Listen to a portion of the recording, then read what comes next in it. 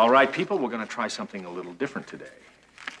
We are going to write an essay describing to me who you think you are. Is this a test? Is that clear, Mr. Bender? Crystal. Good. Maybe you'll learn a little something about yourself. Maybe you'll even decide whether or not you care to return.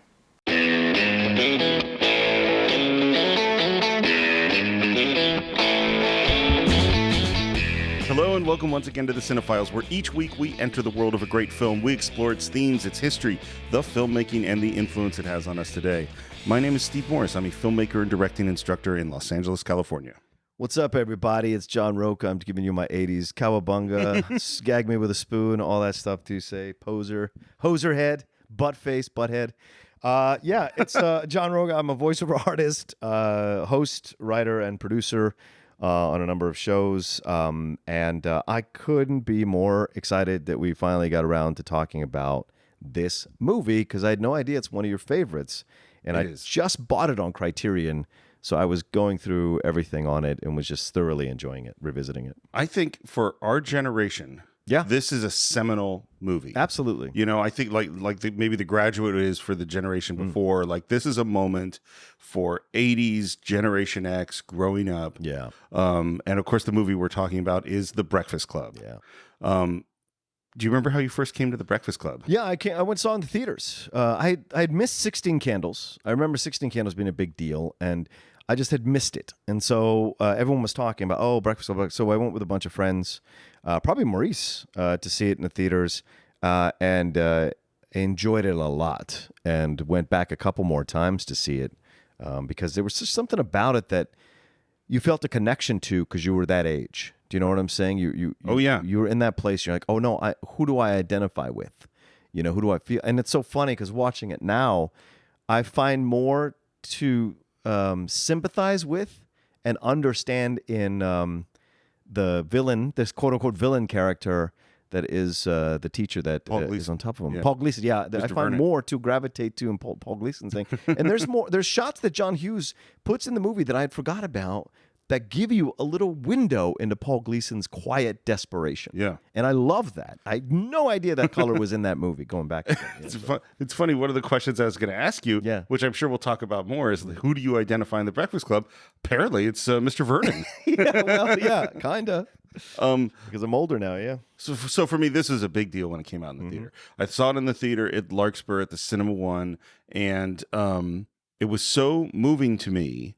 And of course, I cried and saw myself in it, and then I immediately went home and told my parents, "You have to come see this movie so you can understand me." And I took my parents, like maybe a couple of days later, maybe my sister came too, I'm not sure. Yeah. And it said, "You have to watch this." And at the end of the movie, I'm like going, "See, now do you understand who I am?" Like, it was so important to me to show them this film. And of course, it was one along with all the other John Hughes movies that I watched over and over and over again as a kid. I mean, in high school and college, I watched it a whole bunch.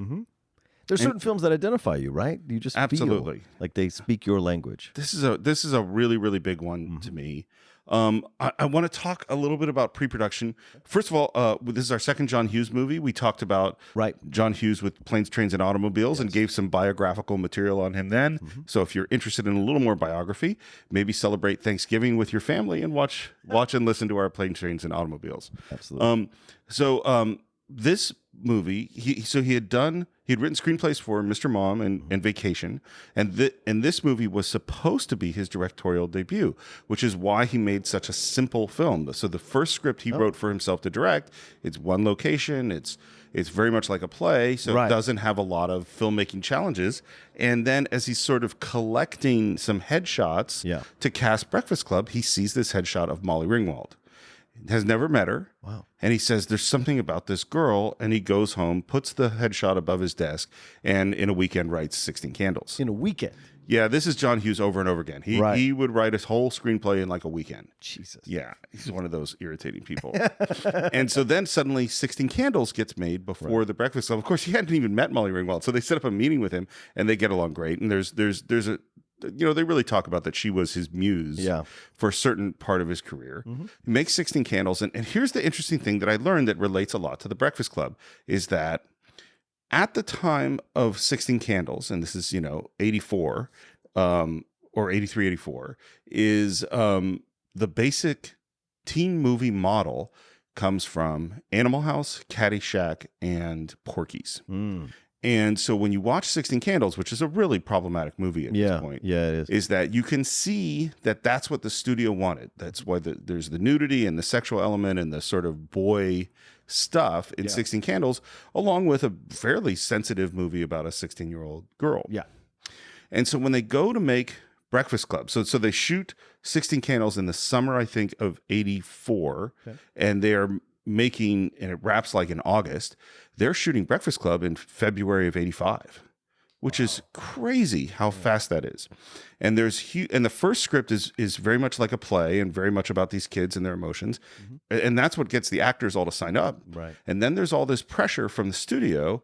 No, we need more sex. We need more partying. We need more of that, of course, Porky's stuff. So that by the time the actors come in to their first rehearsal, they go, what happened to that script we really liked? Right. And let's talk about these actors. So obviously Molly Ringwald is really important. John Hughes and the studio wanted her to play Allison, the Ali Sheedy part. Wow. Yeah. And she refused. Yeah. It sounds like Molly Ringwald is a strong personality for a 15-year-old girl at the time.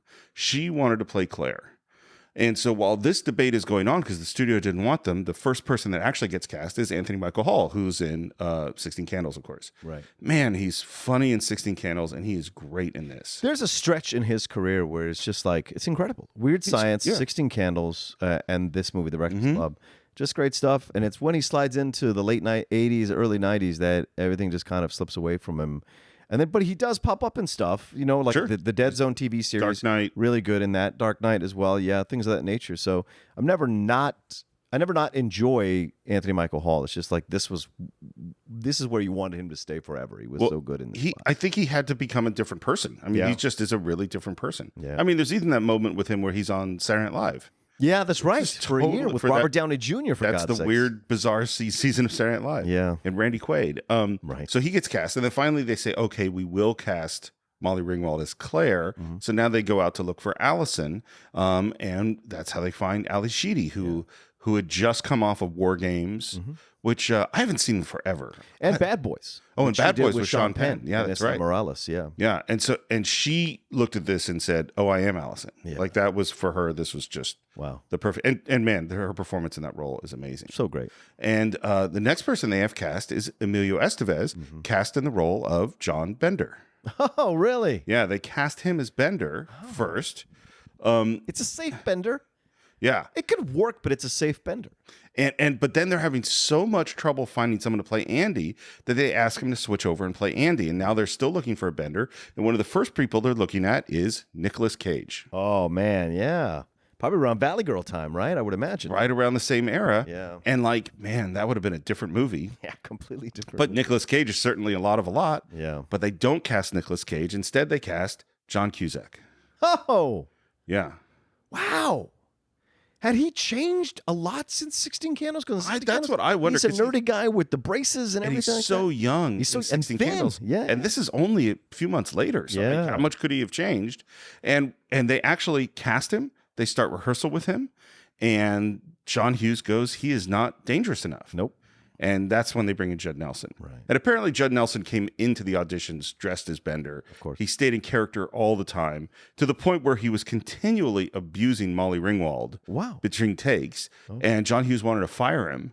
And apparently the cast all united and said, no, you can't fire him, Including Molly. including Molly. Wow. That's my understanding of what happened. Okay. So the cast shows up and they're expecting this script that they all really loved, and they get this script that has all this nudity and all this sex and all this other stuff. And they're like, what happened? And Molly Ringwald in particular said, this isn't the movie that I signed up to do. Right. And John Hughes kind of goes, well, what's the problem? And she says, well, it's all this other character stuff I like. Right. And the next day, John Hughes shows up with a stack of scripts. He brings in every other draft of the movie, and he and the cast sit down and they just start reading scripts. And all the members of the cast are pulling out. It's like, well, what about this scene? Well, what about this scene? Right. And they start improvising together, and it sounds like an amazing collaborative process to build this project. Rent was like this. If anybody remembers the musical Rent, Jonathan Larson did this as well. Like he would bring in stuff, different versions of the script. People would gravitate, people would add stuff of the original cast. People would create stuff, songs, whatever. So it was all a collaborative effort. Sometimes can be the most pure way of creating a film. Well, and I think particularly for this kind of a story, Yeah, agreed. is that you don't really need a collaborative effort to make Raiders of the Lost Ark or Die Hard. I mean, although there might be some improv in those things. Sure. But when you're trying to get into what is the truth of teenagers, and you're a 40-year-old man, Yeah. this really helps. Yeah, and Hughes said, or Molly said that he was so open to hearing that, and that Hughes was working something out in these films from his high school that he was still kind of rummaging through. And Molly's really honest about like, I barely remember high school, and it must be incredible to have that. I barely remember high school because most of us are haunted by that time. Yeah, because that's our formative years from young adulthood from early teenager into young adulthood, and so a lot of us are scarred or carry the memories of that for a while. So obviously he was working a lot of stuff out in the movies. What's interesting that I think John Hughes is really unique in, because I think you're right, and we all do carry that around. Yeah. But most people lose their empathy for high school kids when they become grown-ups. Right. Because they're dealing with grown-up problems, and grown-up problems look so big compared to what you see a high school person go through. Right. And so they lack the ability to go like, oh, no, that was huge and painful. And John Hughes somehow managed to maintain that. Right. Because you see it in so many of his movies that he gets it. To the point where he even there's a language of the way teenagers speak that is invented by John Hughes in this movie that becomes in a lot of ways how we spoke. That's how influential it was. Yeah. Would you like to get into this film? Let's do this.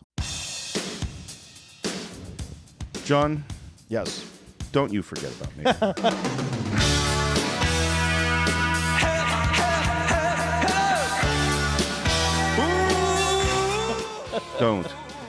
Don't. There's a lot here.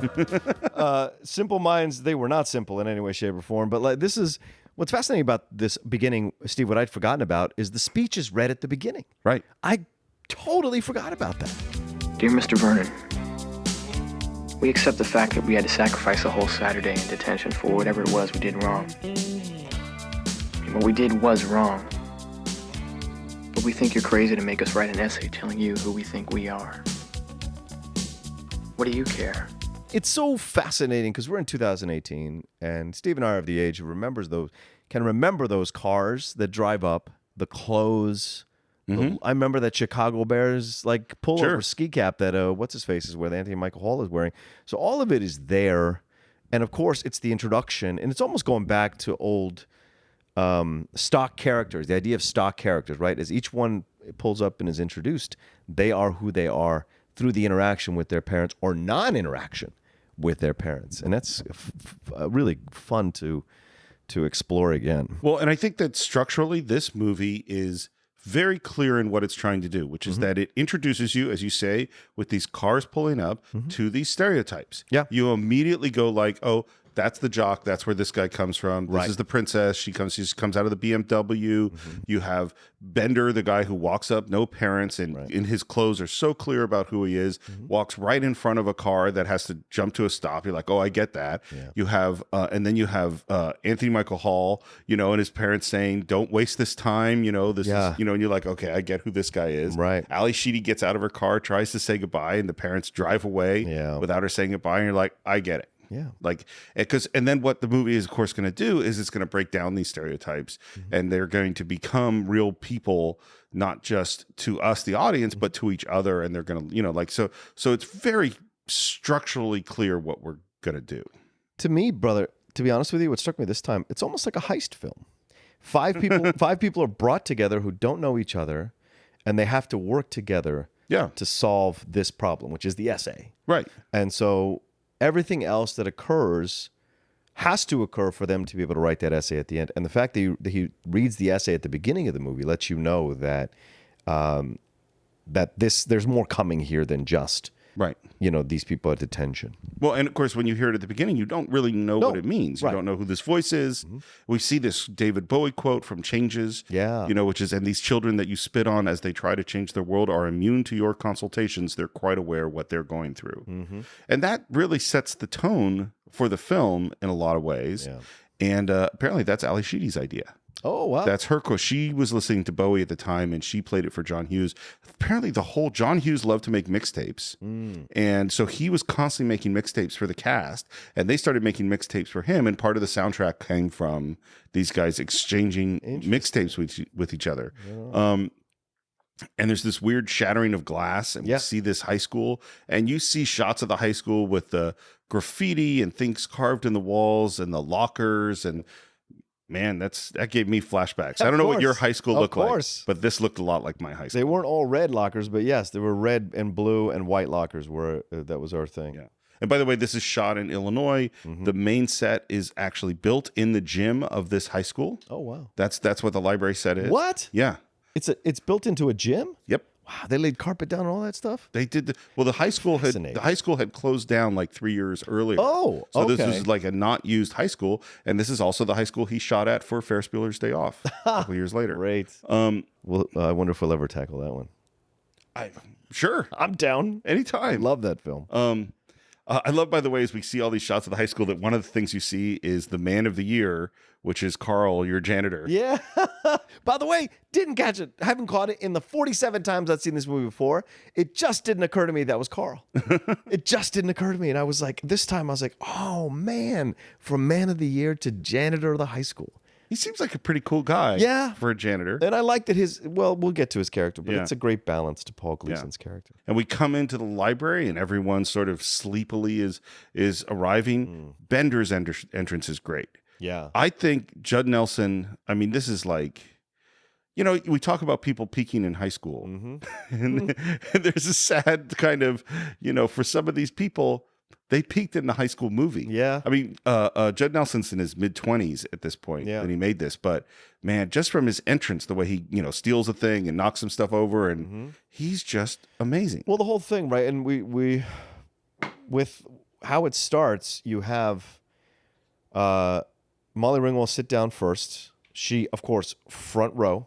Right. The other person that's in her echelon, Right. her level, which is Emilio Estevez, can I sit next, but like a chair separation. Right. And she says, yeah, absolutely. So he sits down. Anthony Michael Hall, wanting to be close to the cool kids, sits right behind them. Right. Judd comes in, intimidates Anthony Michael Hall to the other end. Yep. And then he sits there so he can mess with them. And Ali Sheedy goes all the way back because she doesn't want to be noticed. Right. And so it's just there's character work being done even in a scene with no dialogue like this, just by the physical movements of the characters. There's so much being told. It's such a great point. Where did you sit in class? As close to the front as possible, but not in the front, and somewhat a little over to the side from the center. So I started off in the front. Yeah. As a young kid. Yeah. And I had a traumatic 5th grade experience, which was, I was always the kid with the hand up for Of course you were. Well, You're very knowledgeable, Steve. Well, but this is when that changed. Oh. Is because in 5th grade, I had my hand up, and Mr. Moscone, who was actually related to Mayor Moscone in San Francisco, who got killed. He was my teacher when that happened, by the way. Oh, my God. He said, "Put down your hand, Steve. We all know you know the answer." How is that traumatic? That should be encouraging. Because that was the moment I realized that nobody liked me. Oh, my God. Yeah, that was the moment I first looked around and had nobody likes the smart kid in the class. Uh-huh. And I put down my hand, and I became a kid who sat in the back row. Wow. And I didn't raise my hand anymore. Fascinating. Yeah. No, that was a big thing to overcome. Yeah. What an interesting way to interpret that.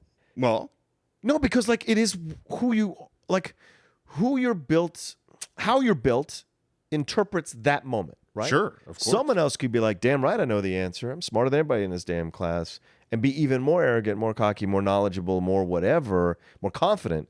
But you took it in a way that was like you felt shamed by it, and you sensed, not that anyone told you, but you sensed that you were hated by the class, and so you went to the back. Well, and that's the era where I had a lot of friends as a little kid, and then around 4th, 5th grade was when all my friends started to abandon me. And that's when I became a loner and a quiet person. And Right. Is that because I didn't have really social skills? It took me a long time to kind of figure out stuff. Interesting. And I became a backseat. I'm to this day a back row person. Interesting. Yeah, Okay.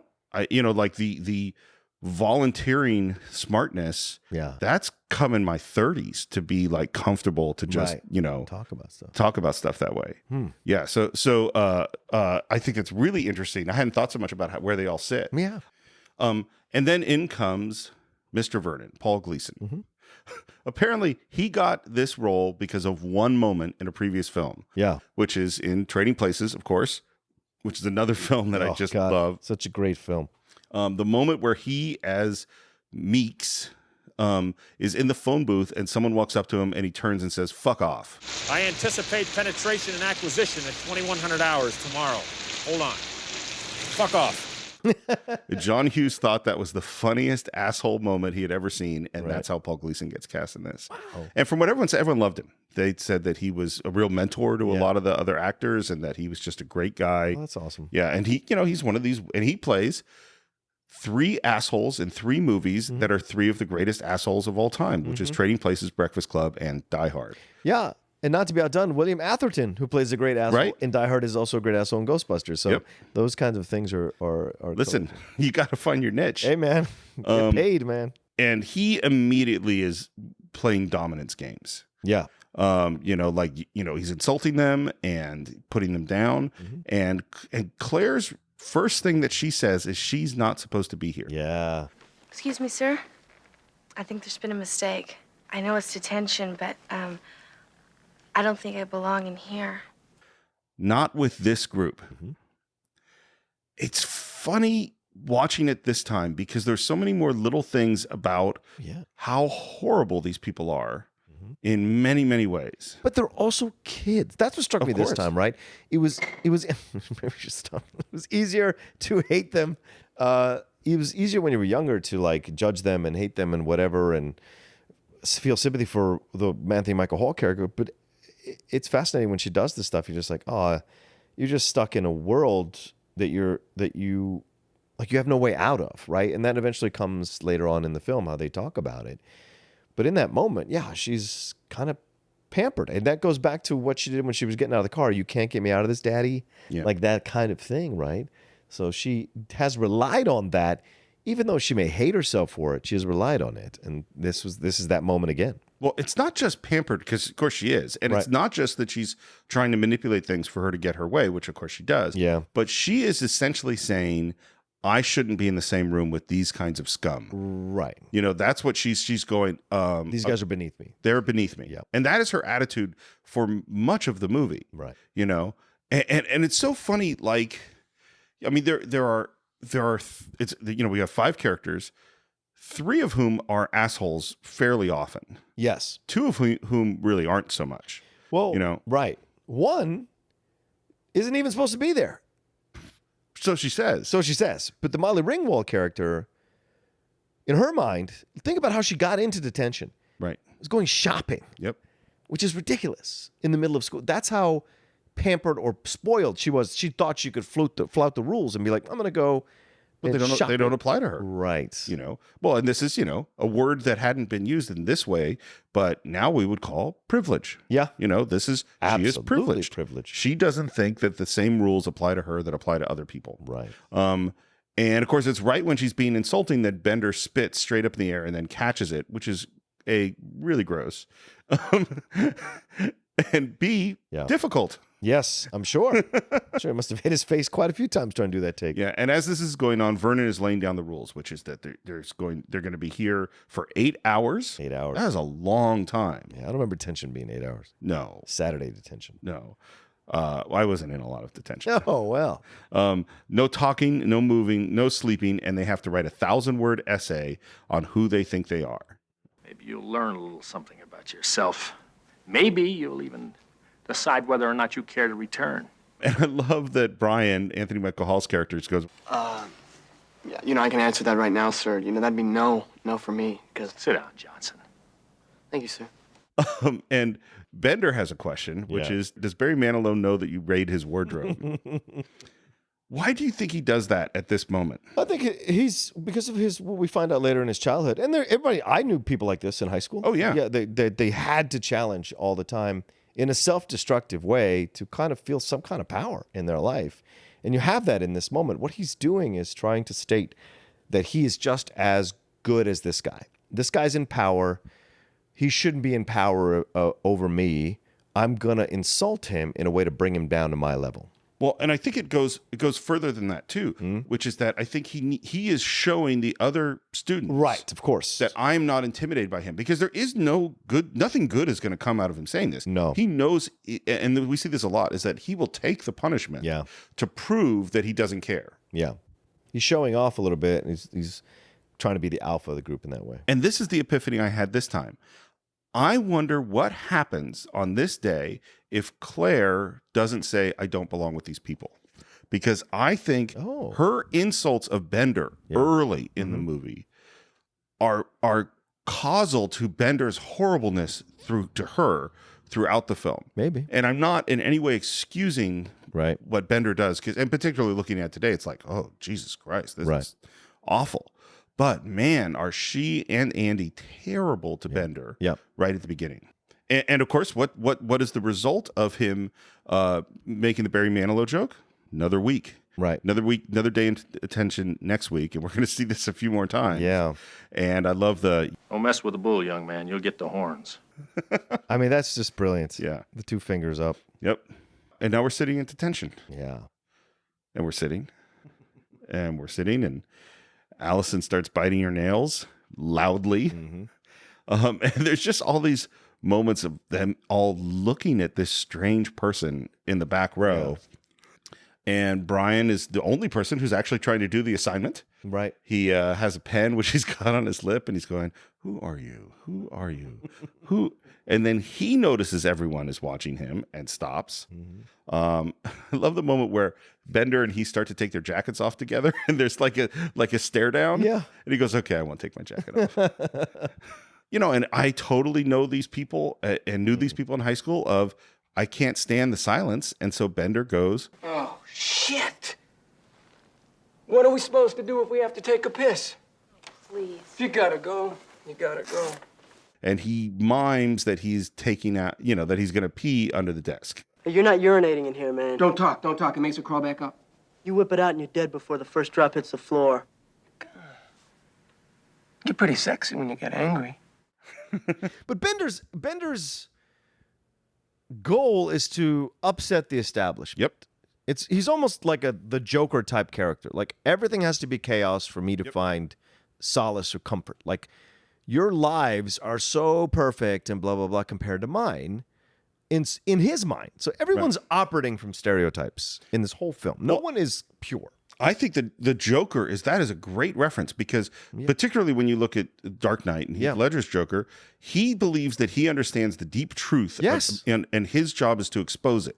Right. And that's what Bender thinks. Yeah. Bender thinks you guys are all full of shit and I am going to expose your bullshit. That is going to be my mission throughout this whole movie. Right. I'm the smart one in the room that can see the fallacy in the constructs. I am the smart one. And I'm not bound by society's rules, even though in his way I am, because I showed up to detention.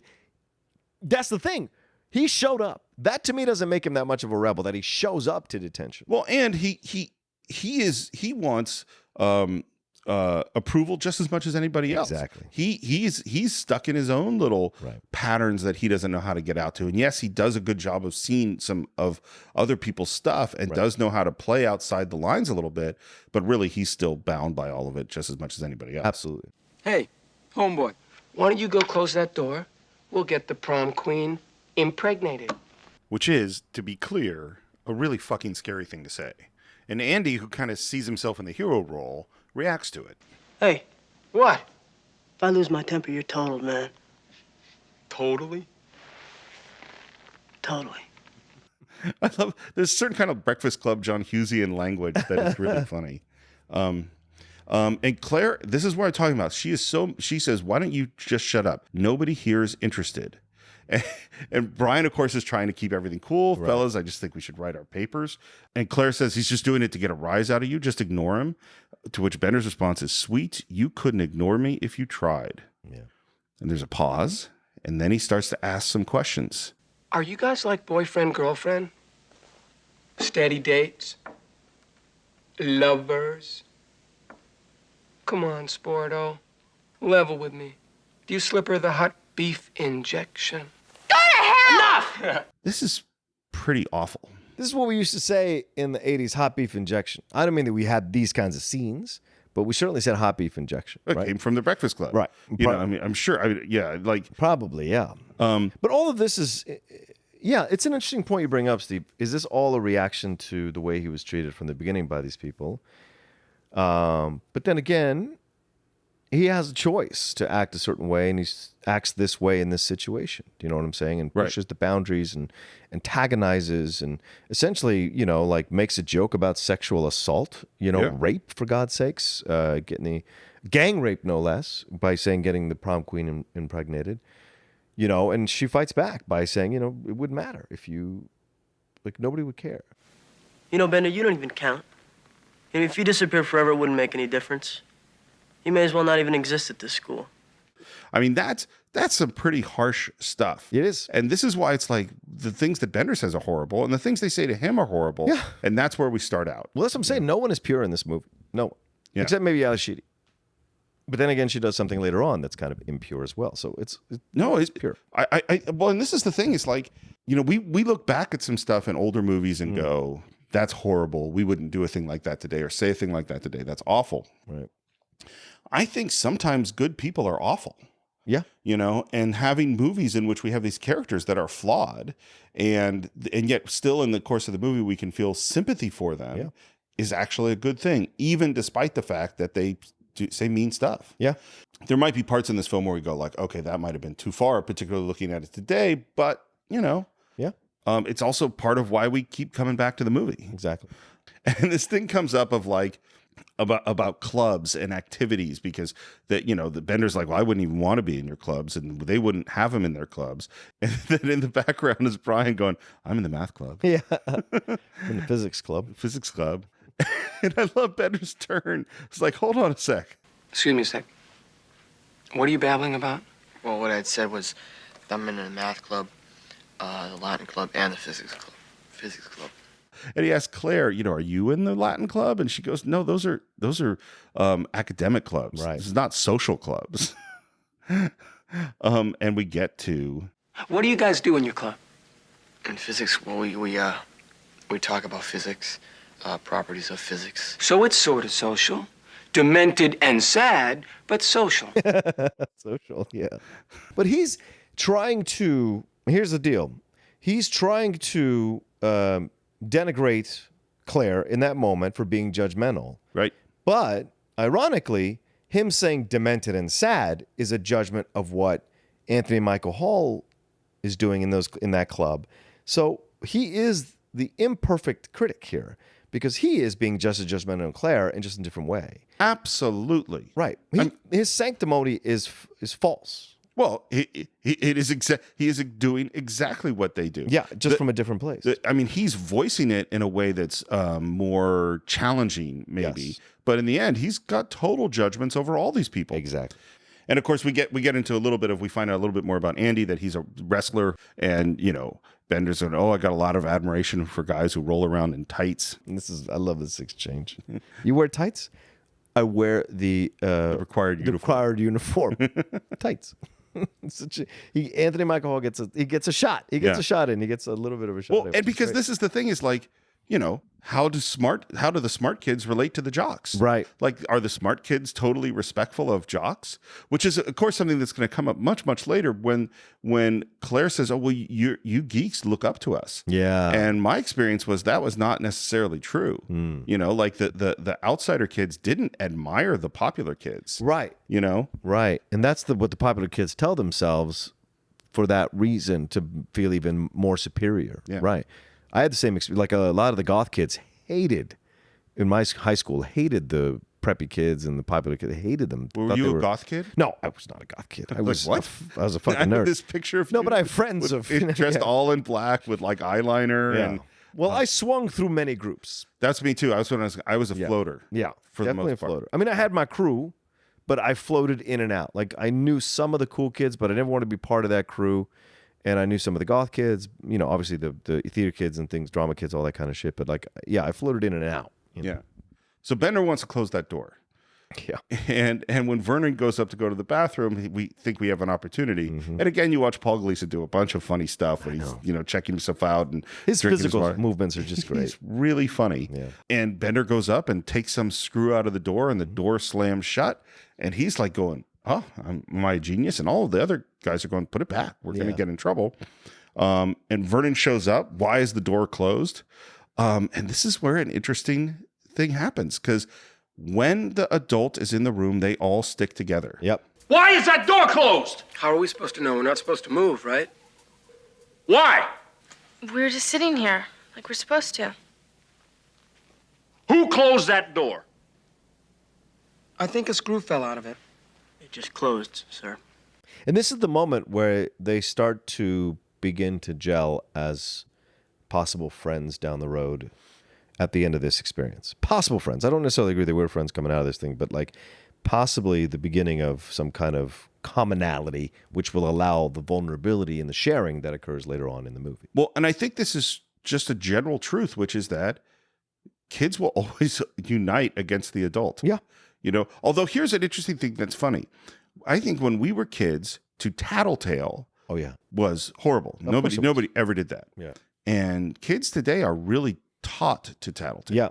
You know, like if anything bad happens, go find an adult. Mm-hmm. And so our kids are constantly coming to an adult Right. and saying, so-and-so did this, so-and-so did that. Yeah. And I don't know, because I'm only looking at a 7-year-old. Right. I don't know how that's going to play out in high school if they're going to continue to do that. Mm-hmm. And there's a weird thing, which is on the one hand, I actually think handling your own stuff and not telling the adult is good. Yeah. And on the other hand, it leads to some really, really bad stuff where people are getting bullied and they don't feel they have any help and stuff like that.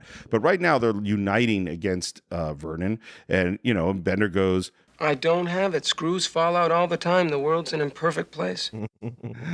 and Claire, why would anyone want to steal a screw? And Vernon goes, well, I got a solution. I'm going to put a chair in front of the door. No, that door is much too heavy. And then they decide, he calls up Andy and says, help me move this giant magazine rack. And Andy's like, oh, damn it. Yeah. Right. So now Andy's helping him, and it's very awkward and funny.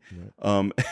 And Bender goes, you know, what happens if there's a fire? And this is the moment where I agree there's reasons to have some sympathy for Vernon, but immediately when he moves the magazine out, he throws Andy under the bus. He does. He goes, what are you doing? Come on, move this thing. Move I this. expect more from a Letterman. Expect more from a Letterman, right? Yeah. I mean, like, that's just like, what a dick. Well, he's stuck in high school, too. Yeah, absolutely. That's the thing. Yes. Everyone in this film is stuck in high school. And by the way, In their minds. In the middle, as Bender's talking about, oh, what if there's a fire?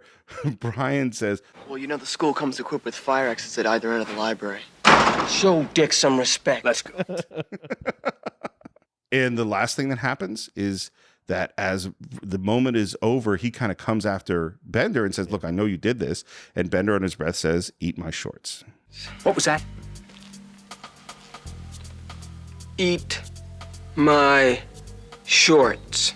And this is this moment where the intelligent thing is that he just says he lies. Right. But whenever Bender's put on the spot, he can't back down. Especially in front of a crowd, Yep. which he has here. Yep. Yeah. And so he says loudly and clearly, eat my shorts. Right. And Eat then my shorts. and then you get into, you just bought yourself another Saturday. Yeah. And it goes, and we get into this moment of Great back and forth. You just bought yourself another Saturday, mister. Crushed. You just bought one more right there. Well, I'm free the Saturday after that. Beyond that, I'm gonna have to check my calendar. Good, because it's going to be filled. We'll keep going. You want another one? yes. And you could see Yeah. him teetering between, I don't want to spend the rest of my life in detention. He can't stop himself. Yep. Right. And he's like, not even close, bud. Like all of that is defiance because he has no concept yet of the emotional maturity he needs to handle this situation. And so he defaults to a very, and for lack of a better term, and maybe I'm being misogynistic here, but a male trait, which is to puff out the chest. You know, I think it's very primal, very, you know, like to feel like they're just as powerful and take the hit, you know, that kind of thing.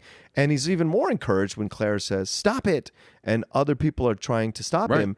He feels even more like a warrior because he's even stepping up more, and they're noticing what he's doing. Well, and Claire, stop it. That's the first moment of compassion Yes. she showed him at all. Right. You know, and obviously later on, we're going to see that there's some attraction here. And so when the girl who was mean to you is now cares about you when you're doing this self-destructive thing, well, it causes him, I think, to double down. Right. You know, the other thing that I was thinking about a lot is we have to remember about Bender. This is a victim of child abuse. Yes. And so I think, you know, his standing up to Vernon and taking it and puffing it out and being primal, as you said, I think that is in direct relationship to what he does or doesn't do with his dad. Absolutely. Any figure of authority. Yeah. Right, because his dad is the first figure of authority. And his mom, too. We find out later when he does this interaction between his dad and his mom about him. Yep. There's no love in that family. There's not one person standing up for him. And so this is his reaction to it all. Any challenge from authority is to push back because he knows it's instinctively wrong. He just has no ability to get out of the situation. Yeah, he can't. His pride just won't let him do it.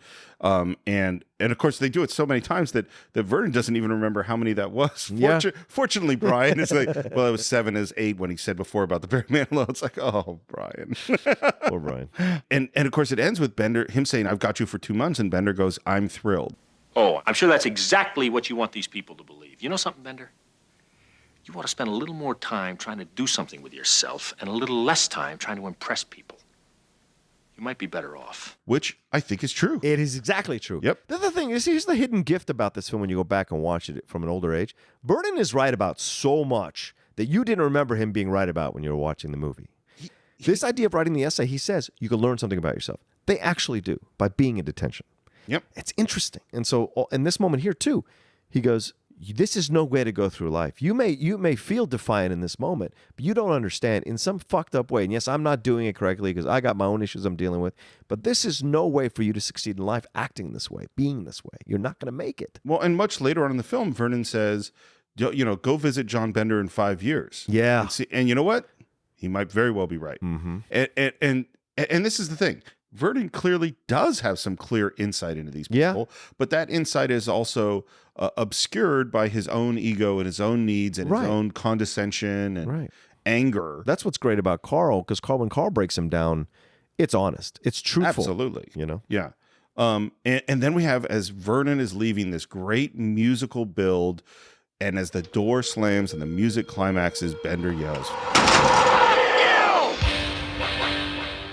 That's one of the great cues of any film I've ever seen. Cues. So good. Like sound cue to match the violence. And Vernon's reaction in close-up is everything, which is something I never noticed before. Explain what you think it is, because I totally agree. In that moment, he is like there's this instinct to go back, but it's all interpretation, right? In my interpretation, he was probably bullied by a guy like that in high school.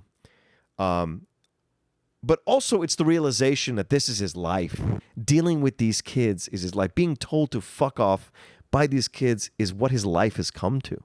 And he's just staring like, it's despondency almost, man. Like he's just staring like, he just feels like this is what I came to. And it's such a harsh reminder, you know, of what his life is. It's so interesting because I interpret it differently. Okay. Because what I interpret it as is regret. I blew it.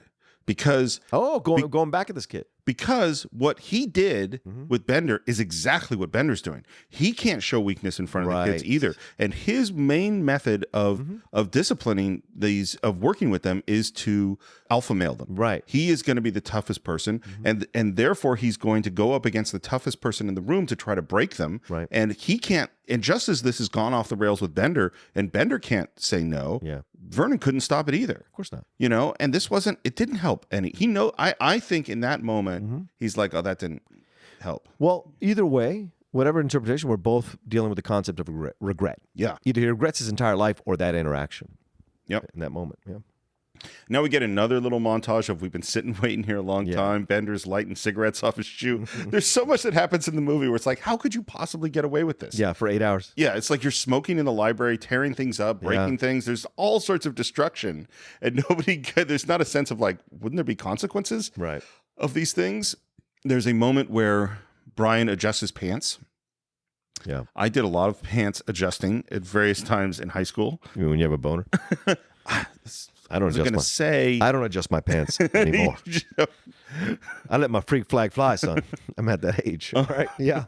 And Allie's tying strings around her finger to cut the blood off, which I definitely did those things. Oh, wow. Bender's doing some air guitar.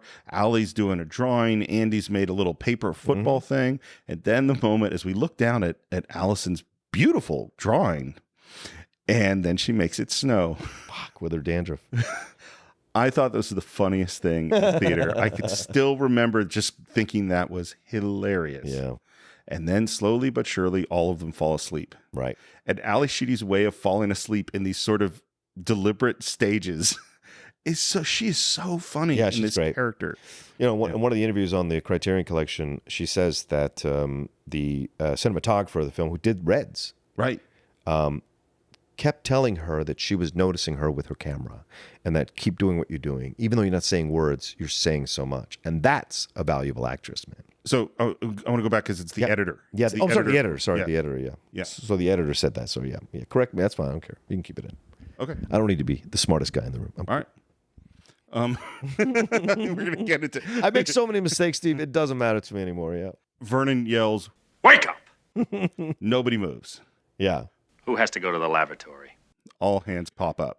Yeah. And this is, John Hughes has great comedy chops. Yeah. And that's where I think there's a balance, a very tough balance struck in Breakfast Club between drama and the serious, like taking this seriously and being silly. And like the dandruff and the who needs to go to the lavatory, all hands pop up, and a bunch of other little bits are in the silly realm, but they work really well in the movie. Yeah, agreed. Later on, Bender is just tearing books apart and throwing the papers everywhere. This is where I go, like, how are you going to get away with this? Yeah. Like, Vernon's going to come in and find the destroyed library book, and Andy's like, oh, that's real mature. And he goes, oh, well, Moliere really pumps my nads. Moliere. I love his work. I think it's becoming clear which character I am in the Breakfast Club. Yes. There's not a lot of mystery. But Steve, we'll get to it later, but I think this film is also a bit of a fantasy film. Oh. Yeah. Moments like this you're talking about, the damage to do, the wrecking, all that kind of stuff, I think those are moments of fantasy within the reality of what's happening. And these are kids, right? So they're going to create fantastical things in their minds, things they're doing.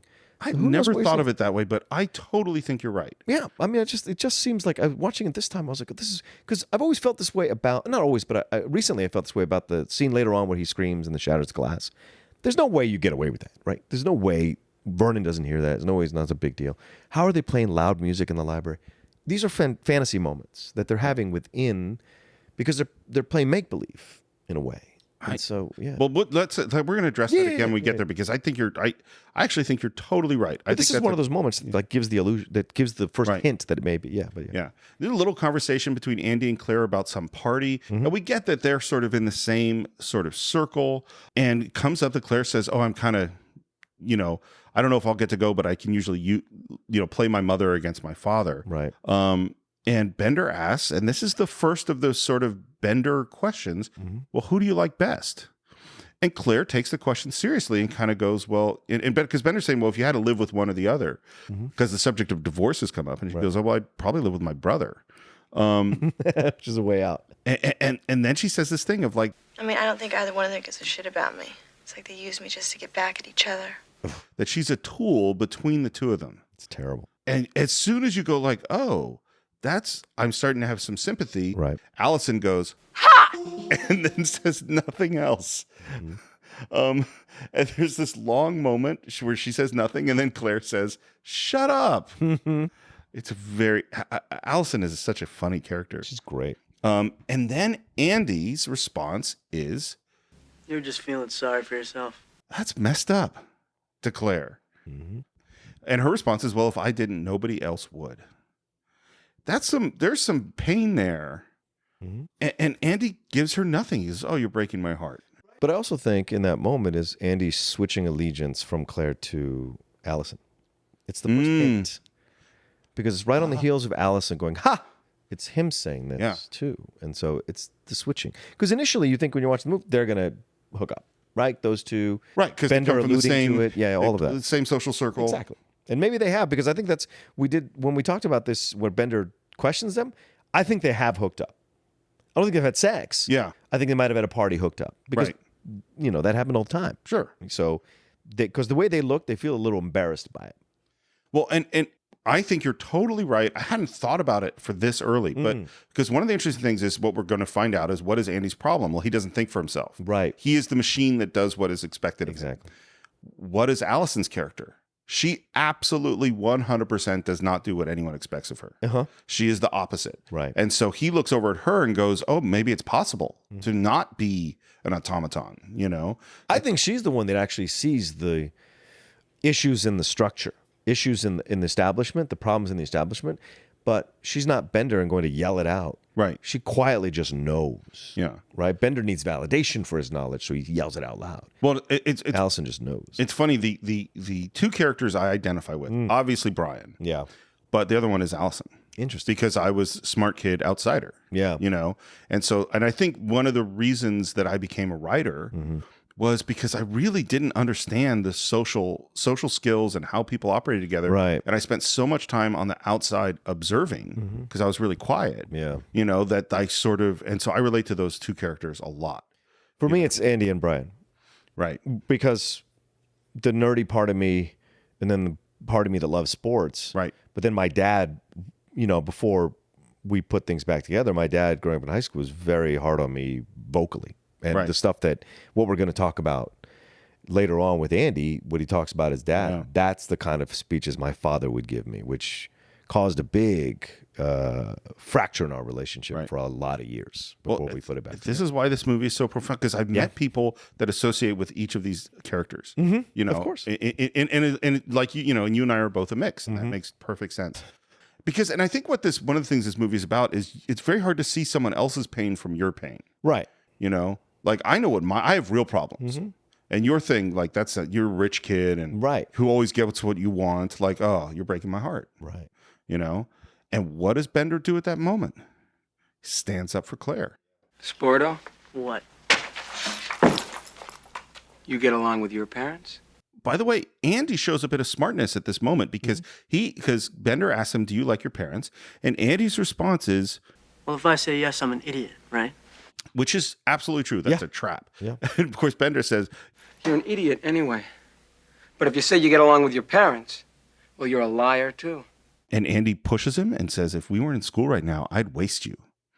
And I think there's a strange thing, which is that you see Bender's bigger than him, and he is dressed like a tough guy, you know? And I think the first perception is that, oh, Bender would be able to beat him up. Right. Of course, that's not actually true. Right. And Bender goes, you hear this? You want me to turn it up? This was so cool in 1985. I mean, everyone I knew did this in high school after this moment. And Brian's trying to, solve it. Hey, fellas. Yeah. And they both throw his hands off him violently. And he's trying to be cool. He's like, well, I don't get along with my parents. I mean, their idea of parental compassion. The idea, parental compassion is just brilliant, him saying that. To which Bender's response is, dork, you are a parent's wet dream. And Brian's response, I think, is actually profound, which is, well, that's the problem. Yeah. You know? Mm-hmm. I know I'm quoting so many lines, but... Look, I could see you getting all bunged up for them making you wear these kind of clothes. But face it, you're a neo-maxi-zoom dweeby. What would you be doing if you weren't out making yourself a better citizen? Once again, judgment. Yep. Oh, right? Totally judgment. Don't judge me, but I can judge all of you. Yeah. Bullshit. Well, and he's so... What's funny is he's being mean to Brian in a way that he thinks is nice. Right. You know what I mean? Like because I'm sure the nerds have established an interaction with these outsiders as well. Like all the outside groups have established an interaction with each other that shows dominance and submission without being necessarily offensive, right? Or at least they think. Well, it's very primal, tribes around each other. And because Brian is not a threat to Bender, he treats him meaner and nicer than he does with Andy. He's not posturing with Brian because it's obvious that this guy's beneath him. Right. You know? And even then now Claire comes to Brian's defense. It's like he has a name. Yeah. And then the next thing is, what's your name? Because has she ever even noticed Brian? No. I don't think think she has so. either. I don't think she's ever seen this kid. Yeah. And we find out that Claire's name is Claire, which Bender immediately insults the name. Right. It's a family name. Oh, it's a fat girl's name. Oh, thank you. You're welcome. I'm not fat. Well, not at present, but I could see you really pushing maximum density. Oh, it's mean. Well, and and throughout the movie, he becomes meaner in certain spots when he should be nicer. And I know there was that essay, that Molly Ringwald, which I don't know how much we can get into, but like, it's a good essay. It's a very informative essay. But I think it's also an essay that you can find holes in. And Claire is pretty mean to Brian from the beginning, or Bender from the beginning. Oh, yeah. And Bender stays his course at times when he should be nicer. But if Bender becomes nicer, this film is over in 45 minutes. You have to have the conflict of Bender within the group to mirror the conflict of the group with the Paul Gleason character, with Mr. Vernon.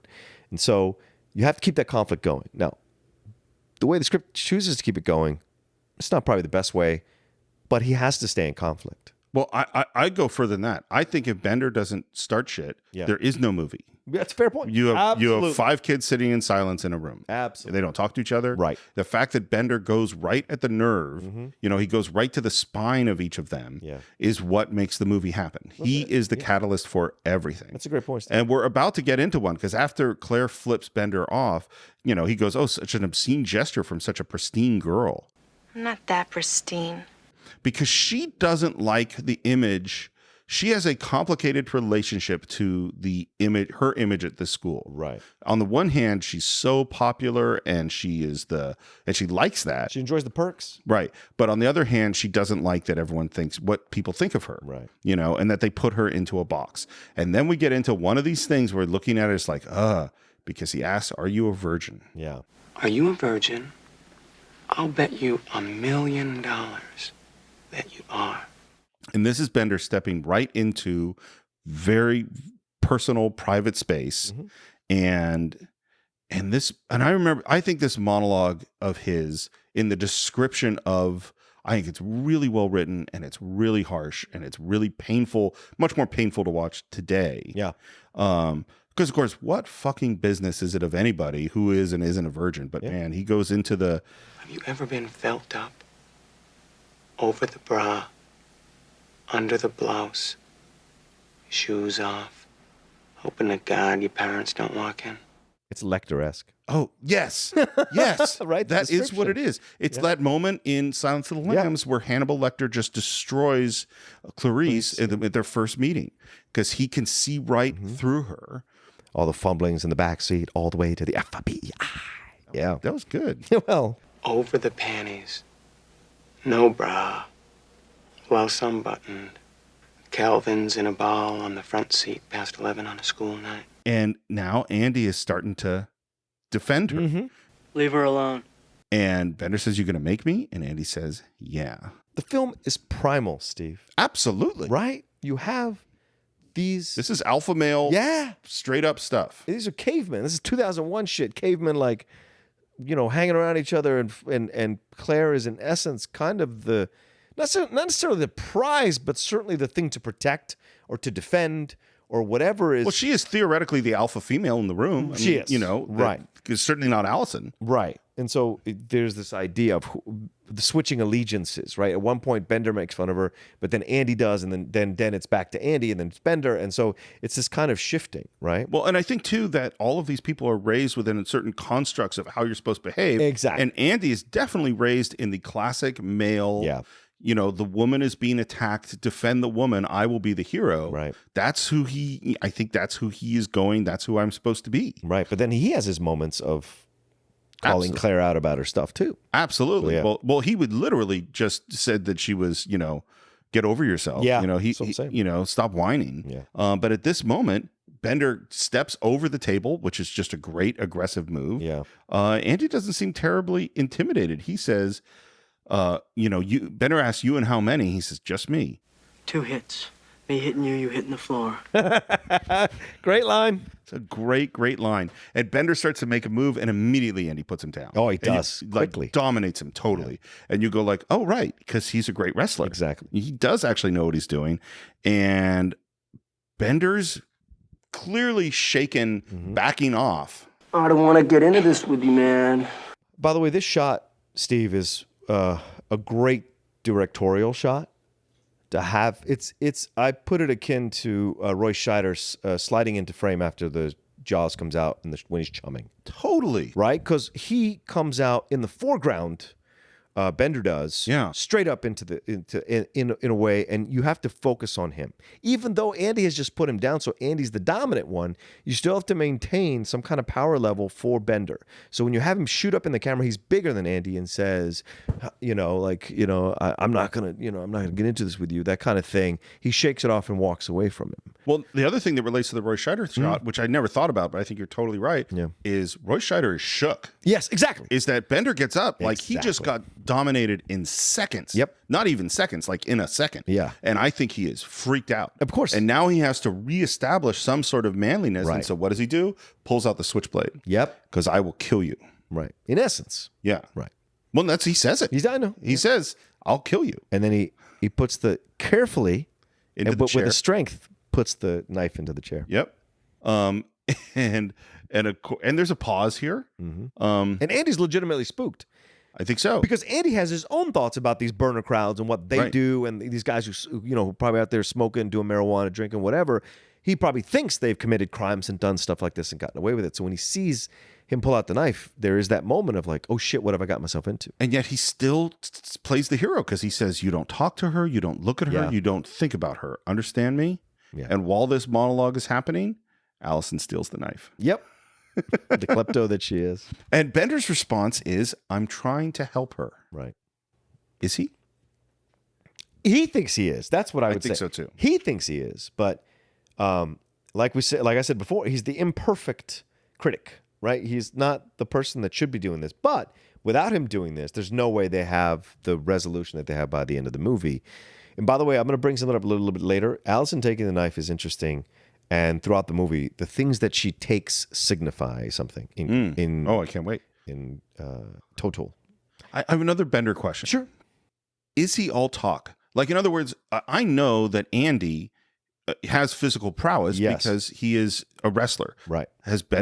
Does he really fight people? Well, here's the deal. You have to break them down separately, right? Bender, the armor he is wearing is to convey, don't fuck with me. Yes.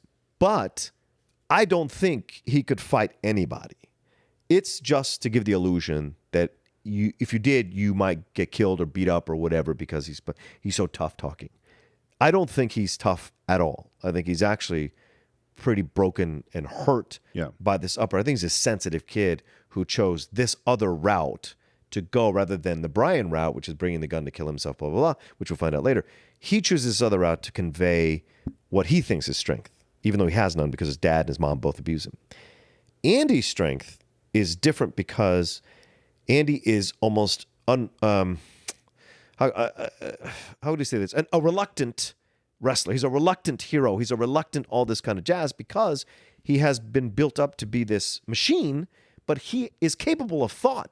And so he uses it and threatens it because it's the only way he knows how to establish dominance because he has no confidence in his mind because his parents have given him no confidence in his mind and they only give him confidence in his physical abilities. Yeah, I totally agree. Remember when he drops him off, his dad says, do you want to ruin your ride? Yep. You want to mess with your ride? It's not going to be your brain that's going to get you to college. It's your skills as a wrestler.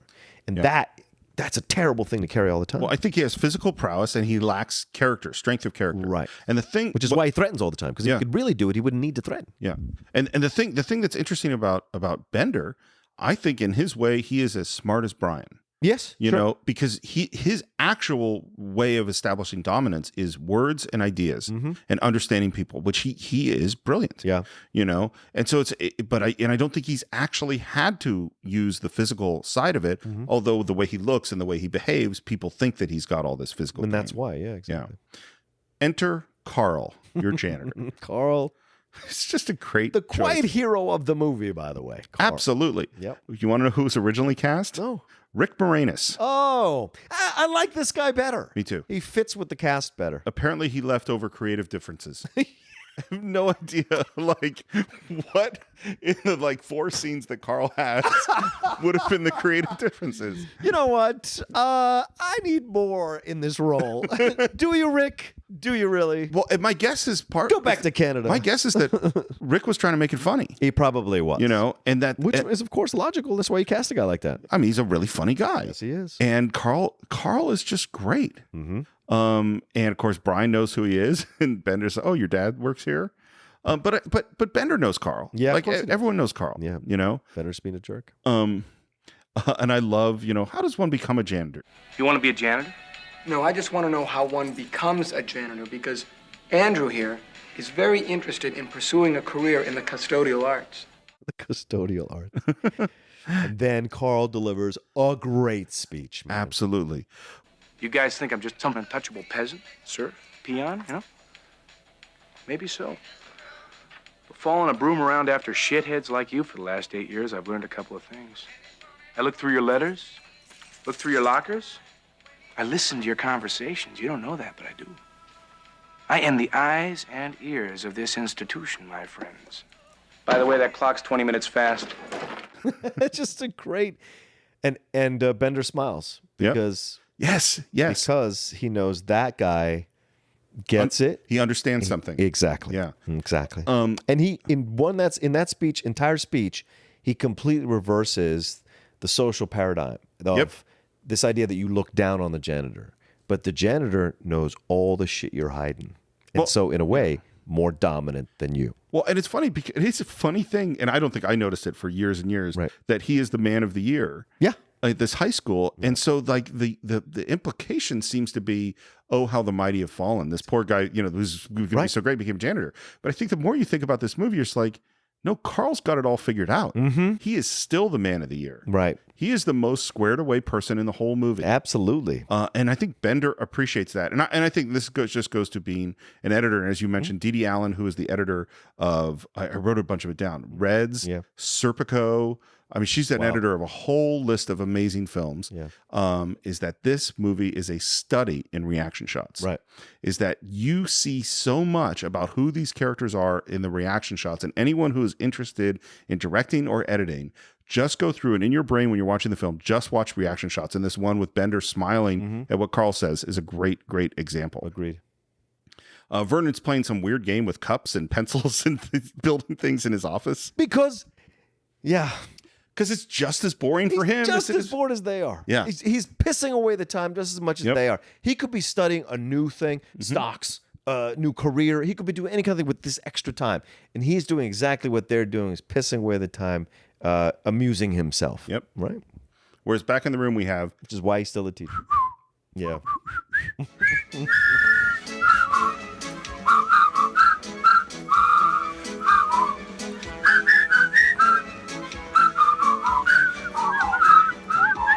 Did they show that to kids, The Bridge on the River Kwai, back then? I wonder. I had seen it at this point in high school. All Absolutely. Yeah. I saw it. Has Claire seen it? That's what would shock me if Claire had seen I don't know.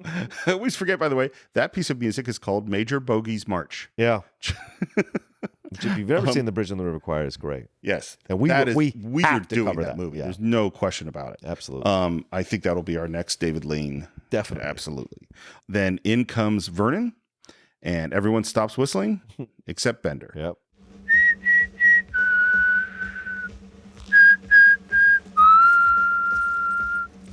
All right, girls. That's 30 minutes for lunch. And Bender asks, will milk be made available to us? And they just start talking about dehydration. And again, they're all on a team now. Yep. Because they all want to get drinks. We're extremely thirsty, sir. I have a really low tolerance for dehydration. I've seen her dehydrate, sir. It's pretty gross. He goes, okay, Andy, you're going to go to the soda machine. Which Andy's like, damn it. Like, again, I got chosen. Yeah. Right? But he wants Claire to go with him. Mm-hmm. Nope, you're going with Allison. Yeah. And now Andy and Allison are together. Mm-hmm. And now we're 30, 40 minutes into this movie. Mm-hmm. She has not spoken. Nope. The only thing she said was, ha. Exactly. And now he says, okay, what's your poison? And there's a pause. And then she says, vodka. Vodka. Vodka. When do you drink vodka? Whenever. And we start to get this stuff from her character. Well, watch the physical thing here too, Steve, is as they come around the corner He's ahead of her, right? Because in his mind, he's leading, he's the alpha, blah, blah, blah. She is stalking him. And I don't mean stalking in the sense of like, like looking at people's photos. You mean in terms of how she's moving? Yes. Like like stalking her prey in the jungle of high school from behind, just watching him from behind, the way she's moving, the movements. Interesting. And then when she swings around to tell him vodka, who's walking ahead of who? Yeah. And these are the movements that are very interesting when you're watching this film, and it says a lot about their relationships. And now we're going to get to what I think is, to me, is one of the real false moments in the movie, which is he asks her, "Why are you here?" Right. She says, "Why are you here?" And he tells her. Yeah. And is very, very clear and explains exactly what his problem is in a way that I don't believe. Like Andy just volunteers it to this person he barely knows, and I always find it a little. But it's not the full truth, because she says, Why are you here?" Like she says it again. "Why are you here?" Like that's all. But why? Well, because he didn't actually answer her question. He didn't say the thing that he did. Right. But he does give the whole analysis of his character, because he says, So I get treated differently because coach thinks I'm a winner. So does my old man. I'm not a winner because I want to be one. I'm a winner because I got strength and speed, kind of like a racehorse. It's about how involved I am in what's happening to me. He's peacocking. He's peacocking, but also showing the vulnerability of what's. yeah, I just think it's a little where everyone else kind of has to be forced to sort of explain themselves. He's like, this is me. Yeah, but and I hear your point, absolutely, Steve. But as I said earlier, when he's starting to move towards Allison. So in that moment, he's seeking to connect with her because he does have some, whether he knows it or not, it's probably subconscious, the beginnings of an attraction for her for whatever reason. And so in that moment, I think he's just like surrendering a little bit of his vulnerability to her, because he's like, he probably has no idea how to do emotional stuff at all himself, Well, and then the next moment, as you say, she takes it in, she goes, "That's very interesting. Yeah. Now, why don't you tell me why you're really here?" Yeah, boom. Which is great. We get into some joking about elephantitis of the nuts, which when I was 14 or 15, I thought was hilarious. Of course. And very unfortunate condition, by the way. Yeah, certainly. And then he says something about Brian being a cherry, and Brian doesn't like that. "Oh, I'm not a cherry. I've laid lots of times." Bender tries to get a little more info on this. Brian's like, "Oh, well, she lives in Canada, in the Niagara Falls area." Ever laid anyone around here? And Brian does a gesture. Yes. And it's funny. I think this is great gesture acting from Anthony Michael Hall, because he doesn't just point at Claire. Right. He kind of nods generally in Claire's direction. Right. In a way He's trying to be cool. Right. In a way to kind of imply that maybe, which is really stupid. It is stupid. Particularly when you're talking to Bender, because he just goes, "Oh. You and Claire did it." What are you talking about? Nothing. Let's just drop it, okay? We'll talk about it later. No, drop what? What are you talking about? Well, Brian's trying to tell me that in addition to the number of girls in the Niagara Falls area, that presently you and he are riding the hobby horse. And Brian's like, no, I didn't say that. And Claire's like, and this is the first moment she turns on Brian. Yeah. I didn't appreciate this very much, Brian. He is lying. Oh, you weren't motioning to Claire? You know he's lying, right? Were you or were you not motioning to Claire? And it's an interesting moment, because here who we would think of as the really honest kid is actually, and talking to the person who's the bad kid, is accusing the bad kid of being a liar, when in fact he did exactly what Bender says he did. Right. And that he is now lying and trying to use the bad kid's reputation and his good reputation to make her believe him. Yeah. And of course that's not going to work. And he finally just says, "I didn't want you to know I was a virgin." And I don't know where kids are today, because things have changed a lot in terms of sexuality and how people talk about these things. But certainly when I was a kid, who was and was not a virgin, and did you want people to know that? That was a big deal. Oh, yeah. Yeah. I don't know how it is nowadays. They're all so sexual nowadays. I don't know. Things are much more out there. Yeah. So I don't know quite how all that works, but it was all very private when we were young. Yes, it was. And important. Yeah. And Claire kind of goes, "No, I think it's okay for someone to be a virgin." It's like, really? You think it's okay? Like, it's such a bizarre kind of moment. Lunch. Yeah. Everyone's taking out their lunch. I think, again, I said this a lot. When you're a director, everything's a choice. And picking their lunches is an opportunity to develop character. Yeah. and the only person, and one of the choices is that Bender doesn't have a lunch. Right, of course he doesn't. Claire goes, "Where's your lunch?" And he says, "You're wearing it." Right. But I think it's interesting because, yeah, Bender has to go all day without eating. Right. And probably he comes to school without a lunch a lot of times because probably his parents don't get him a lunch. What do you think he means by that? You're eating, or you're wearing it?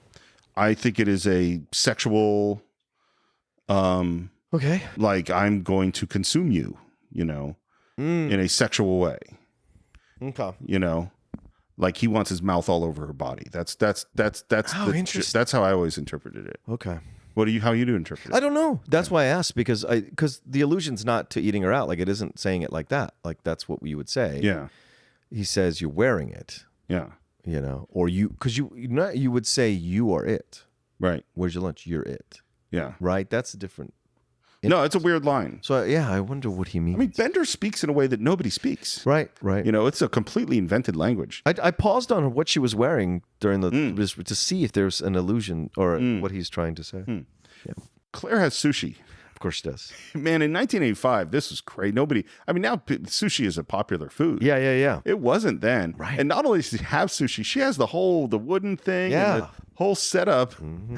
That is and really, sushi is not a thing you want to take to school for lunch. No, the fish does not handle that well. If you don't go to the actual sushi place, don't bring it around. Like I do not want you eating it in front of me. Like I don't trust anything sushi based that isn't actually made for you right in front of you for you to eat in that moment.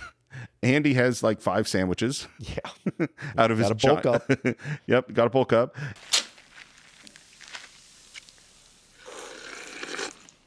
So, of course, the next lunch is Allison's. Oh, right. Where she throws the meat up on the statue, takes what looks like maybe Captain Crunch or something, yeah. and puts it on the sandwich, and then pours pixie sticks all over it. And everyone turns around to watch her eat this thing. I knew kids who did exactly these things. It's the elf lunch. Yeah, that's what totally. And of course, Brian has PB&J with the crust cut off. The crust cut off. And I love there's a moment as Bender's going through his food that he slaps Brian's hand. Yeah. It is a really funny little bit. It is. And as he's talking, he goes like, "Oh, this is a very healthy lunch." And then he goes into my impression of life at Big Bry's house. Son? Yeah, Dad. How's your day, pal? Great, Dad. How's yours? Super. Say, son, how'd you like to go fishing this weekend? But I've got homework to do. That's all right, son. You can do it on the boat. Gee.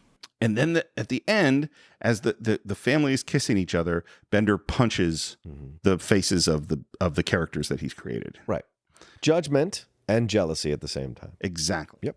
Exactly. Well, and because his response to his family is to be everything that they don't want him to be. And Brian's response to his family is to try to be everything they want him to be. Exactly. And he sees that as weak or false or buying into the cultural whatever. Right. And it's mean.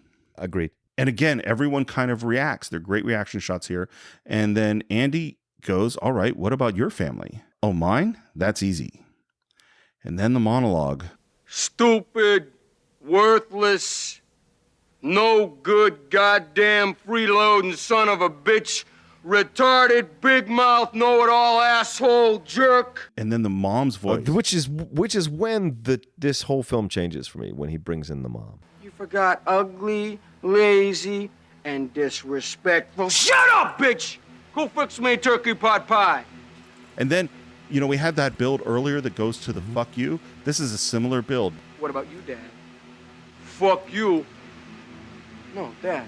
What about you? Fuck you! No, Dad! What about you? Fuck you! And then there's that pause. Do you think this thing that he just described is the truth? I think it's a version of the truth. I think every description by these kids about their interaction with their parents is a version of their truth. I'm sure this has happened in I think this happened. Bender's house. How often it's happening? Right. I don't really know. But know. what's Bender doing? Also, is Bender laying around the house? Is Bender purposely saying things under his breath to mess with his dad, to mess with his mom. He's like, what is Bender doing as well to in this equation? We don't know. So we only see it from Bender's point of view is all I'm saying. I'm not saying it's wrong. I'm just saying it's on his point of view. And the first reaction is shock, I think, among the group. Yes. And then Andy kind of goes, is that for real? Right. You know, and I think it's because he can't believe that that's really, he doesn't want to have sympathy for this guy. Right. Because the story is similar to what we find out later on to Andy's story. And he asks if it's for real. And Bender's like, yeah, you want to come over? And then Andy rejects it. He goes, no, it's bullshit. And Bender has just exposed the most painful thing in his life, I think, and done it truthfully. Right. Like, and this is the thing about his character is he does bring out his own truth. Right. In his own way. In his own way. And that's the moment which Andy rejects it and goes, That's bullshit. It's all part of your image. I don't believe a word of it. You don't believe me? No. No? Did I stutter?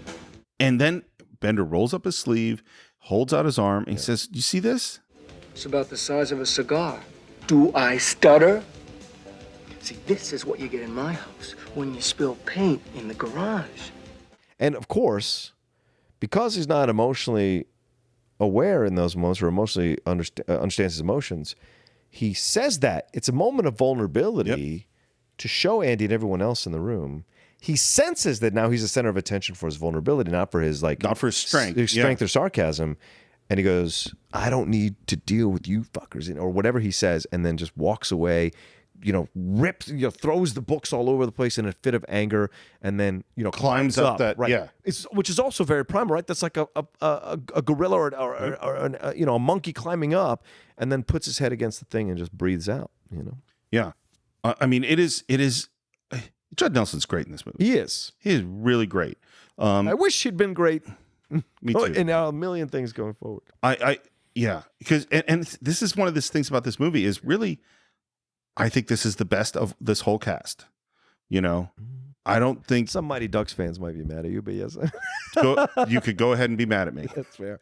And Claire's response is to Andy's like, "You shouldn't have done that," and Andy's like, "Well, he lies about everything else." Mm-hmm. I actually don't think Bender lies very much at all. Mm-hmm. He might be an asshole, right? But I don't think you see him saying things that aren't true. Right.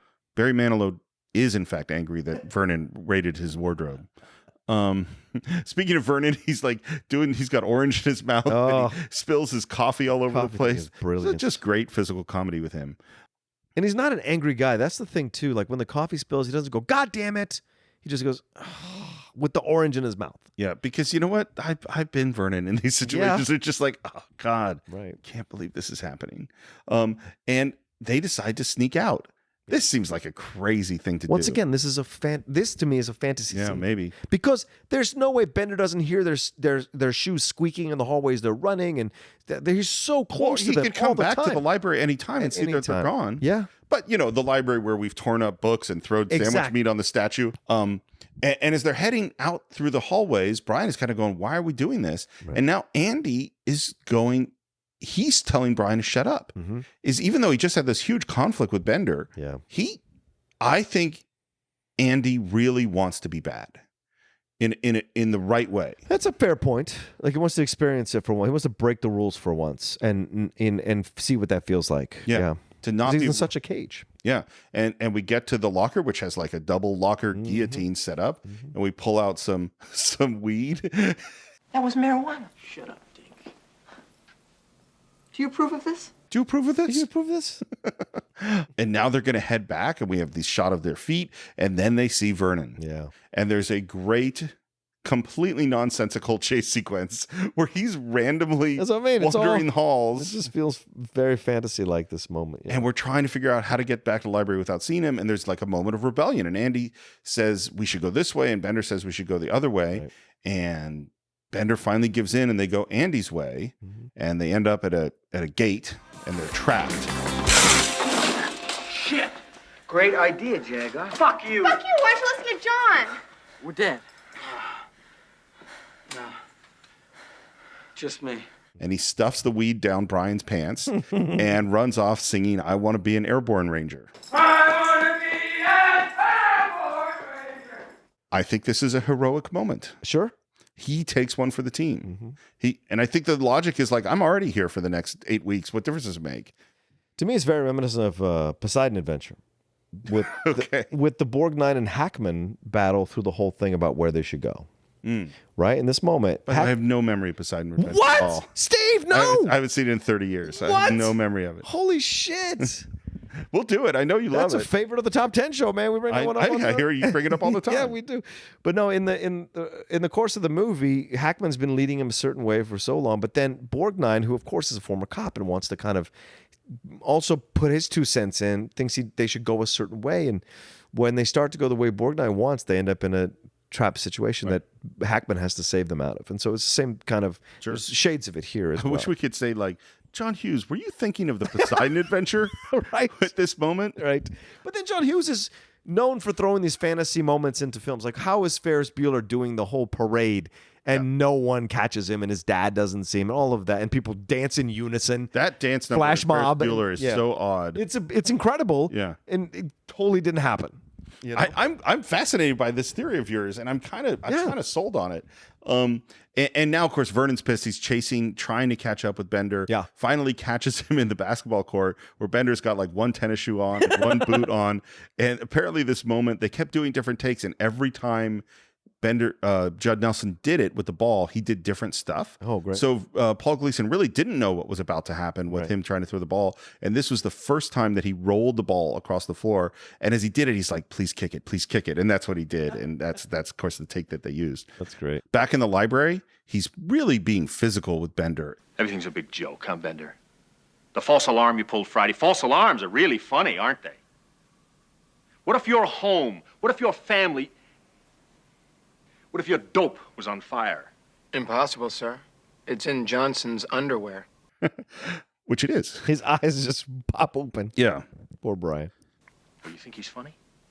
You think this is cute? You think he's bitching? Is that it? He's a bum. You want to see something funny? You go visit John Bender in 5 years. You'll see how goddamn funny he is. What's the matter, John? You gonna cry? He breaks him down, man. Yeah. He has the power to, and that's the thing. Vernon should be a better person, but he's not in certain moments. And in this moment, he really isn't. No. And even that's why that moment of regret you're talking about, he still has more of these exchanges with Bender, so he doesn't learn the lesson of those moments of regret. And so he goes back. He wants these kids to respect him. Right. And he feels that Bender is costing him his respect because of the disrespect coming from Bender. Right. So he has to tear this guy down in order for him to look better. Well, and it's also a different generation because I'm sure when Mr. Vernon was raised, the tactics he's using were the way he was raised. All the kids were raised, right? This idea like parents could spank your kid, right? The other parents back in those days, right? Well, when I remember being a kid and teachers got physical with kids. Oh, yeah. You know, I mean, I didn't see a teacher pull out a ruler and beat a kid or anything. Oh, no. But I definitely saw teachers grab kids and push them around. Oh, yeah. I've been yanked by a teacher in elementary school. They don't do that anymore. Nope. We're in a storeroom and Vernon is all over him. That's the last time you ever make me look bad in front of those kids. Yeah. And then he gets to this really weird thing. But someday, man, someday, when you're out of here and you've forgotten all about this place and they've forgotten all about you and you're wrapped up in your own pathetic life, I'm gonna be there. That's right. And I'm gonna kick the living shit out of you, man. I'm gonna knock your dick in the dirt. Wow. And there's genuine fear on Bender's face. Yes. Oh, yeah. He is scared. Because Bender's finally crossed that line with him. Yeah. Well, and he's like, what are you going to do about it? Yeah. And he really tries to get Bender to take a swing at him. Do you think anyone's going to take your word over mine? Yeah. Yeah. I'm a great guy. They love me at this school, which I don't think is actually necessarily true. Right. I don't think it's true either. And he like gets his right in his face. He closes his eyes like, come on, just one swing. That's all I need. Because if Bender takes a swing at him, then he can beat the shit out of him. Of course. That's what he's thinking. Right. And get him expelled. Yep. He even feints a punch at his face. And Bender just sits there, clearly scared. Yeah. And he said, that's what I thought. You're a gutless turd. And he closes the door and locks him in. Right. Wow. Which is probably not the first time Bender's been locked in a closet. Yeah. I bet his dad or his mom has done that to him growing up as a kid. Yep. He goes to the bathroom using a toilet seat cover. And back in the storage room, there's a pile of stuff that goes up to the ceiling, and he's crawling through the rafters, telling a joke to himself. I love that we never get to the end of this joke. Nope. The sausage and the Naked blonde walks into a bar with a poodle under one arm and a 2-foot salami under the other. Yeah. I was like, okay, I'm ready. What is the rest of the joke? And then, of course, and again, this goes to your thing of fantasy, is then he falls through the ceiling into the library. Right. Vernon runs in, going with the toilet seat cover still in his pants, saying, what's going on? What was the ruckus? And again, the kids all go together. What ruckus? I was just in my office and I heard a ruckus. Could you describe the ruckus, sir? And where's Bender? He's under the table. Yep. His face between Claire's legs. He looks up, sees her underwear. Yeah. And this is the crux of that Molly Ringwald article. Yeah, it is. And by the way, that's not Molly Ringwald's underwear. That's a grown up. Good to know. Here's the thing that she says. She says that it's very clear that he touched her inappropriately in that moment. When you watched the movie as a kid, or did you think that's what happened? No, I just thought she sensed his head between her knees. That's what I thought. Then slammed her knees together. And when he climbed out after Vernon leaves, she slaps the shit out of him. Yeah, I never thought as a young man that he had actually moved forward and touched her inappropriately. Right. I thought she sensed him there. Now, it's perfectly reasonable, of course, interpretation that that's what happened. Because her reaction was, yeah. So maybe, she's caught in that moment of, if I say something, he gets caught, but I don't know what to do here because I don't know how to cover my reaction. And so she has a reaction. Well, and so there's an argument to be made in looking at this film, and this is what Molly. I think it's a really interesting article. I agree, and one where she tries to be balanced and kind of look at this from a lot of different perspectives. But there's certainly an interpretation where this guy psychologically abuses this woman and or young girl, and then physically violates her space, right? And then in the end, she goes with him, and that's really a problematic narrative. Well, and that's what's so complicated about the situation, Steve, because she is also very complimentary of John Hughes having female protagonists. Yep. It even says in the interview on Criterion, which was shot, I think, in 2017, that people still don't do this. Like, still don't have female protagonists in these high school movies. That's why Blockers was so great that our friend Kay Cannon did. Yeah. Because the 3 female protagonists are the protagonists of the movie, the 3 girls. And so it's nice to see that happening. And so with this is the same thing. This idea of his approach to it versus how it could look. But also it's the 1980s. Like, I think you have to throw that into the conversation. I don't think you can excuse it, but you could have that conversation. Like, back then, things were a little more like... it was like treasure. Do you know what I'm saying? It wasn't on the internet. Like, you look up porn or some shit like that. So in my mind, he's like looking at her panties, looking at her private part. It's like fantastical in that moment, but her reaction to it is very powerful as well. Like, it is a rejection of it because it's a violation. And so her ending up with him, you're right. There's an argument to be made that seems like a male fantasy. I think because I've been thinking about this quite a bit, and it goes into conversations we've been having for the whole time we've done the show about how do we view things and how do we interpret them. And I think, first of all, the discussion is good, and if that's the interpretation you feel about this film and you're troubled by it, that's fine. Absolutely. Here's what I was thinking about this morning. Was I went, well, at the time the standard was Porky's. Yes. Oh God, yes. And that if you look at 16 Candles, you see him trying to appease that standard. Right. And there's some really horrible things in 16 Candles. And that then when you look at this, it's like if you judge this by 2018 standards, it seems retrograde. Right. But if you judge it by 1982 standards or 84 standards, then you go like, well, this is pretty advanced. Yeah. You know what I mean? And so he's fighting against the standard, and he gets to a certain place, not as far maybe as we would want him to get. But it is certainly a moment where the character of Bender is not being that cool to the character of Claire. And as you say, he pops up and she slaps him. This is after Vernon's gone and they've all coughed together and done like the shave and a haircut, 2 bits, knocks and all this stuff together. But as soon as he's out, she's slapping him. And now Vernon's gone. Yeah. And it's time to smoke some weed. Yeah. which is a crazy thing to do. I mean, like the idea that they would do this and not get caught. Yeah. And there's Or it wouldn't be smelling. Yep. in the I mean, library. weed smells. Thank And there's a lot of smoke. I mean, they don't smoke just a little. No. I don't know how much weed Bender had in his locker, but It's a lot. it fills a whole room. Yes, it does. At first there's like, don't do it. But Claire, who just slapped Bender for being between her legs, is now interested. And Brian's thinking about it, and Allie's thinking about it, and there's sort of silent looks between all of them. And then Brian goes, and then Andy goes. Yeah. And now we're stoned. Yeah. There's a lot of improv here. Very funny. It's really, particularly Anthony Michael Hall. Oh my God. He is cheeks. so. They can't hold the smoke. They can't hold their smokes. Chicks cannot hold their smoke. That's what it is. And how did this geeky kid Brian end up being so funny? Like, where did he know how to do this? Weed makes you funny, man. Yeah, I've had this experience. or it seems to. Yeah, well, I'm never funnier than I am with weed. You're very funny all the time. Oh, stop it. It's not true. And then Claire's line. Do you know how popular I am? I'm so popular. Everybody loves me so much at this school. Whew.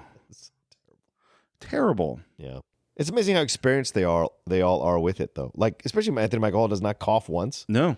He's never touched a weed. Of course. No, it's a weed it's, stick. Yeah. This is I really am embracing your idea that there's fantasy here. That we don't whole sequence is we don't know what the reality, because then Andy comes out of a totally smoke-filled room. Right.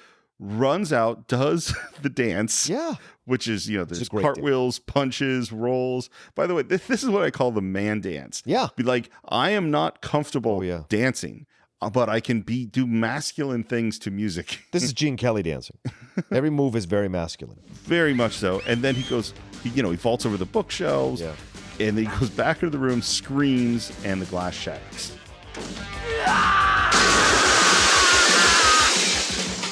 Yeah, there's no way that happened. No, of course not. No, I'm loving this fantasy theory. Yeah. And it's interesting. What do you cut to after Andy's scream moment? Is you cut to Allison watching him. Mm-hmm. You start to see, oh, this is going to be a thing. Yep.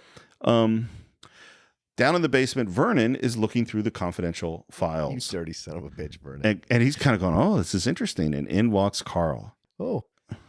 Yeah. What are you doing? What are you looking at? Looking at those confidential files, huh? Carl's got it all going on. Like, he sees through everybody. Carl's the shit, man. I would really appreciate it if this would be something that you and I could keep between us. What are you gonna do for me, man? What would you like? Got $50? I love that. Back in the room, we're trying to find out what Brian's middle name is, and who knows his middle name? Allison. Mm-hmm. Her middle name is Ralph, as in puke. She knows his birthday, his social security number. Like, are you psychic? No, she stole his wallet. Right. Stole his wallet now. The knife, wallet. We'll keep going. I'm ready for this theory. Yes. And, weird thing, Bender's brushing his teeth with the makeup stuff, with Claire's makeup stuff. And Claire's looking through Bender's stuff. And like, why are there so many girls in here? Yeah. And are these your girlfriends? He goes, oh, some I consider my girlfriends. Some I just consider. Oh, jeez. How come you got so many girlfriends? And he asked her, how come you got so much shit in your purse? I don't know. I guess I never threw anything away. Neither do I. This is good writing. We talk about Brian's fake ID. Why do you have a fake ID? So I can vote. Right. Which I don't believe. That is totally, I don't believe that Brian would do that. You want to see what's in my bag? No. No, right. Nobody wants to see. And she dumps it out. Yeah. And there is a lot of stuff in there. There is. And because she's a klepto. Yeah. And they go, well, holy shit, do you always carry this much shit in your bag? And I love, again, Ali Sheedy's way of acting. Yeah. I always carry this much shit in my bag. You never know when you may have to jam. And now we get into this thing of her like wanting to run away. And we start to hear some of her fantasies, Yeah. I don't have to run away and live in the street. I can run away and I can go to the ocean. I can go to the country. I can go to the mountains. I could go to Israel, Africa, Afghanistan. You know, she has these romantic notions. Yeah, they're into, because she didn't say I could go to Paris, I could go to, you know, Hong Kong. She went to Afghanistan. Well, these are war-torn places at the time as well, right? Yeah. With the Mujahideen in Afghanistan, the Middle East stuff going on in Israel at the time. Yeah. She feels an affinity for it. I'll do what I have to do. Why do you have to do anything? My home life is unsatisfying. Which is a really good line. And Brian has now sort of developed a relationship with Andy. He's like, hey, Allison says she wants to run away because her home life is unsatisfying. To which Andy's response is, everyone's home life is unsatisfying. If it wasn't, we'd live with their parents forever. And Brian's kind of pushing it. Well, I think this goes beyond it. And at this point, Allison is like, never mind, forget it. Right. And she tries to shut it down. Never mind, forget it. Everything's cool. What's the deal? No. There's no deal, Sporto. Forget it. Leave me alone. Wait a minute. Now you're carrying all that crap around in your purse. Either you really want to run away, or you want people to think you want to run away. That is a perceptive line. To which her response is, eat shit. And she runs away, or she moves away, and Andy pursues her. Yeah. This is one of my favorite moments. He asks her if she wants to talk. He says, no. He says, why not? She says, go away. Go away. And he starts to leave. He starts to go away. And she yells. You have problems. She didn't want him to leave. Nope. She said go away, but she actually wants this interaction. Welcome to the conundrum of man and woman, man. Sometimes. Well, I think people in general. Yeah, people in general. You know, I guess like, that's a good point. People in general. We're all, I mean, as we say in this movie, we're all pretty bizarre. Yeah, fight or flight type of thing. Yeah. And she getting too close. That's why she pushed. Yeah, and she goes, you have problems. You do everything everyone else tells you to do. And he goes, okay, fine. But I didn't dump my purse out on the couch and invite people into my problems. And then he asks, what's wrong? Is it bad? Real bad? And she nods. Parents? And she looks at him. And there's another long pause. Yeah. This is a really beautiful moment. What did they do to you? They ignore me. And you remember back at the very beginning, she went to say goodbye to her parents and they drove away. And I think this is a crucial moment in the movie and in their relationship, which is he doesn't go, because we've heard Bender's getting beat up and we know that some of the stuff's going on with him. He doesn't go, that's bullshit. Right. He goes, he nods. He believes her. And understands that that is a terrible thing. It's terrible in a way that's completely different from the terribleness he's experiencing. Right, because he can't get them to ignore him. No. But then can see like, oh, wow, they ignore you. Well, in this moment, Steve, what is your thought? Like, because my initial thought was her father sexually abuses her. Oh, wow. The pause is why I think that. The pause is so long. You mean before they say she ignores you? Or you right, before it says she ignores, when she's, is it bad when she just stares at it? Yes, I agree. I'm having that thought. Shit, they do something really bad. Yeah, I think that her father sexually abused and her mom lets it happen. Like her mom can't stop him because her mom is just like, if I stop him, it ruins my whole world. And then, no, but I want to be clear if I understand what you're saying. After she says they ignore me, do you continue to believe that dad sexually abused her? Yes, because I think she's saying they ignore me in the sense of like, she doesn't exist to them because he uses her as... So you actually think that dad sexually abuses her? Yes, and I think the mom lets it happen. I think they both ignore her because the mom doesn't stop the dad, therefore she isn't as valuable to the mom as the dad, and the dad keeps sexually abusing her because the dad doesn't see her as like his daughter, and this is wrong. God, I interpret this so totally differently. Is that for me, in the moment before, when he says, parents, is it bad? And she nods, I'm thinking exactly what you just said, that it's something really horrible like that. And then when she says they ignore me, I think that is the actual truth. I don't think that anything bad is happening to her at all. And that what it does, because to me, the moment is about, in a way, the parent being ignored by your parents, feeling like you don't exist is as bad, is just as bad as these other things. Right. You know, like that's what to me what the moment is about, is that, oh, they don't see her. Right. She is invisible to her parents. Okay. And I mean, obviously, we can interpret this all sorts of ways. Yeah. And that's why there's a pause there, I think. But it is a great moment. We're back with Vernon and Carl, and he asks, what did you want to be when you grew up? And Carl's answer is, I want to be John Lennon. And Vernon rejects that answer, which I find he's like, oh, don't be a goof. And then he goes into this thing, and you know what? As a teacher now, I've had some of these feelings, because you've heard me talk about kids these days. Yeah. But he's like, every year these kids get more arrogant. To which Carl's response, which I think is some real wisdom, is the kids haven't changed, you've changed. Yep. And he's like, no, the kids have turned on me.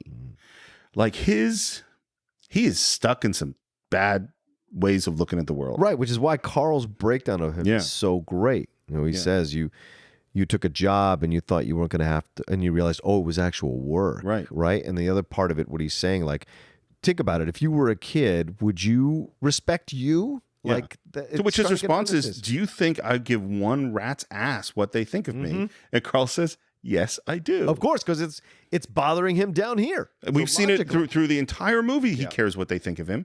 Now, this is the thought that wakes me up in the middle of the night. That when I get older, these kids are going to take care of me. And Carl's response is, I wouldn't count on it. And look at this time now, 1984, whatever. Yeah. The kids running the world now are the kids that Ed Vernon is talking about in this moment. Right. And they are fucking up our world. And so there's truth to Ed Vernon's moment. I think there's some truth there, but I actually think it's still the Vernon generation is running the world. He is 80. He is 40 in this movie, so he'd be 30. He'd be 72, 75. President of the United States. Well, that's a different situation. No, I think we're just at that generation is now. Yeah, but who's just below Vernon? Paul Ryan, who's younger than they're all those kids. I agreed. Right. Agreed. That's what I'm saying. It isn't all 75-year-old men in charge. No, that's true. There are a lot of them though. What would you do for $1 million? I would drive to school naked. Absolutely, yeah, no problem. Summer or winter? No problem. A winter, quite glad. You're going to actually get out of the car? I would get out of the car for $1 million. To me, it's a no-brainer. I've been naked for less. Yeah, $1 million is a lot of money. Yeah, particularly in 1985. Absolutely. And of course, as Allison's listening to this, because that conversation is going on with Andy, she says, I'll do anything sexual. I don't need $1 million to do it either. You're lying. I already have. I've done just about everything there is, except a few things that are illegal. I'm a nymphomaniac. Lie. And then she says that her shrink nailed me. That she told her shrink, what did he do? He nailed me. And the guys, again, reaction shots. The guys are smiling at this. Yeah. And Claire just thinks this is gross. And I love her line. I don't think that from a legal standpoint, what he did could be considered rape because I paid him. Right. And do you think when you first saw this that you believed that this was true at this moment? Oh, I did. In this moment, sure. Yeah. Because she just had this real genuine moment with Andy. Yeah. And then it immediately turns to Claire and have you ever done it? And she's like, well, didn't we go over this? And it's like, yeah, but you never answered the question. Right. And Allison's analysis is, it's kind of a double-edged sword, isn't it? A what? Well, if you say you haven't, you're a prude. If you say you have, you're a slut. It's a trap. You want to, but you can't. Then when you do, you wish you didn't, right? And she kind of goes, no, that's not true. And then they go, oh, well, then you're a tease. Right. Which is terrible. It's terrible. This construction of virgin, slut, tease, and these are the only options. This is the limited male concept at the time, right? The patriarchy. Very limited male. The information was out there to not see women in this way, but most men didn't take that knowledge, right? And look at this, 1980, whatever. Now in 2018, obviously, that kind of thing is broken. It should be broken. At least more men understand this. But yeah, in that time, you're seeing that. And Andy turns on, he goes, yeah, she's a tease. Yeah. Thanks a lot, Andy. Right. And then Bender goes, she's only a tease if what she does gets you hot. I don't do anything. That's why you're a tease. And then Claire goes after Allison, like, oh, doesn't it bother you to screw around? Is that how you're going to get respect? Right. And Allison responds, I don't screw to get respect. Right. And we go like, oh, that's some difference, like screwing to get, and that's not, Claire didn't say, no, they twist her words. They're totally twisting her words. Yep. I think this scene about Claire and being a virgin, this is the most brutal, like uncomfortable, particularly today's scene in the movie. It's burning the witch. Yeah. They're essentially burning a witch. Face it, you're a tease. I'm not a tease. Sure you are.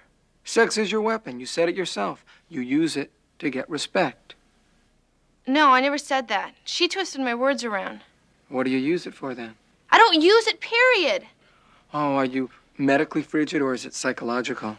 And they keep going. Answer the question. And we get into this. Answer the question. Answer the question. Right. The whole group forces her to reveal whether or not she's a virgin, which she is. Come on, it's easy. It's only one question. No! I never did it! Can you argue for this scene at all? Is there a logical argument for this scene? So I could give you a screenwriting logical argument for the scene. Gotcha. But I cannot. But I don't like it. Yeah. At this point, looking at it, the structure of the movie is that we must break through everybody's defenses, Right. and so that they can reveal some truth about themselves, and that's how healing and understanding is going to happen. Right. And this is the moment of breaking through Claire's defenses. Right. But it's horrible. Yep. And I don't particularly like it. It's a violation. I think so. As everyone else surrenders theirs willingly, Yeah. Claire is forced to. Yeah. And she goes, I never did it. And then Allison says, oh, I never did it either. I'm not an nymphomaniac. I'm a compulsive liar. You are such a bitch. You did that on purpose just to fuck me over. And she says, I would do it. If you're in love, it doesn't matter. Right. And Claire attacks Allison. And then Andy goes, oh, well, you're just upset because she got you to admit something that you didn't want to. It's like, yes. Yeah. That is exactly That's not why a I'm negative upset. to be mad about that. And we go into kind of what's bizarre. Well, we're all pretty bizarre. Yeah. Some of us are just better at hiding it is all. Mm-hmm. I think that's a great line. Sure. And this moment always makes me laugh, is that someone, I think it's Claire, says to Andy, why are you bizarre? And Allison answers, he can't think for himself. That's right. And he just goes, that's right. That was a great moment.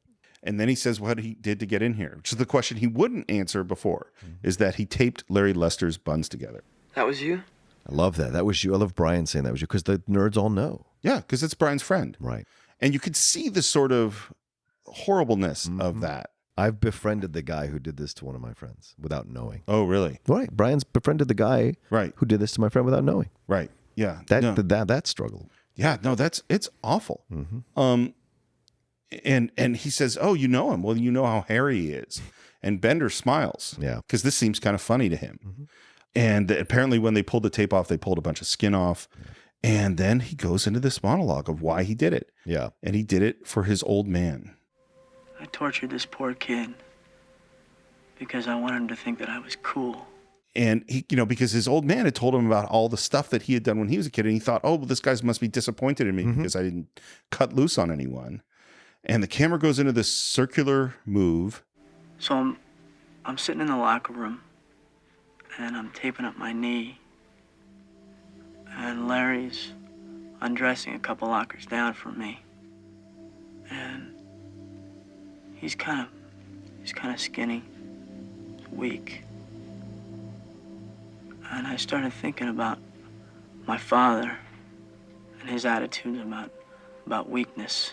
What does that mean? My father and his attitude about weakness. Well, he's telling him what he thinks weakness is, and that is like talking about your feelings and emotions, being open and vulnerable. And in fact, that's not weakness at all. But in his warped Neanderthal type mind, that is weakness. And strength is physical and, showing you can handle yourself and do whatever you need to do. I don't know that I ever thought that he was saying Larry was weak because he talked about his feelings or emotions. I think he's talking about Larry is physically weak. Oh. He's skinny and he's weak. Okay. And it's funny because there's this thing, and I've never understood it, of dominance has to dominate. Like you're the stronger person, and therefore you must, on some level, punish people that are weak. Yeah. And express your dominance over them. And that's a real thing among guys. And I just amongst women too. Sure. It's a real thing amongst humans. Yeah. Yeah. And it's a thing that makes me really angry. It's like who and to your point, it's like, how are we defining weakness here? It's like some people are not born with the skills and strength that Andy is born with. Yeah. Doesn't mean their character is weak. That's just what they were born with. Right. So and then he says this. All I could think about was Larry's father and Larry having to go home and explain what happened to him. And the humiliation, fucking humiliation he must have felt. I mean, How do you apologize for something like that?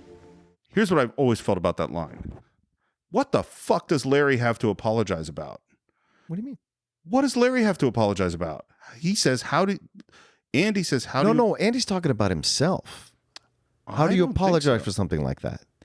That's what I think he's talking about himself. Maybe, you know what? You could be totally right. Yeah. I'd always interpreted that he's saying, how does Larry apologize to his father about being abused? He's saying to... You know what? You're probably right. How does he explain it to his dad? Yeah. How does he talk to... And like the fact that he has to do that, like how do I apologize for putting Larry through that on top of what I already put him through? And it's all because of his dad. And he goes into this. This is where it really comes out. God, I fucking hate him.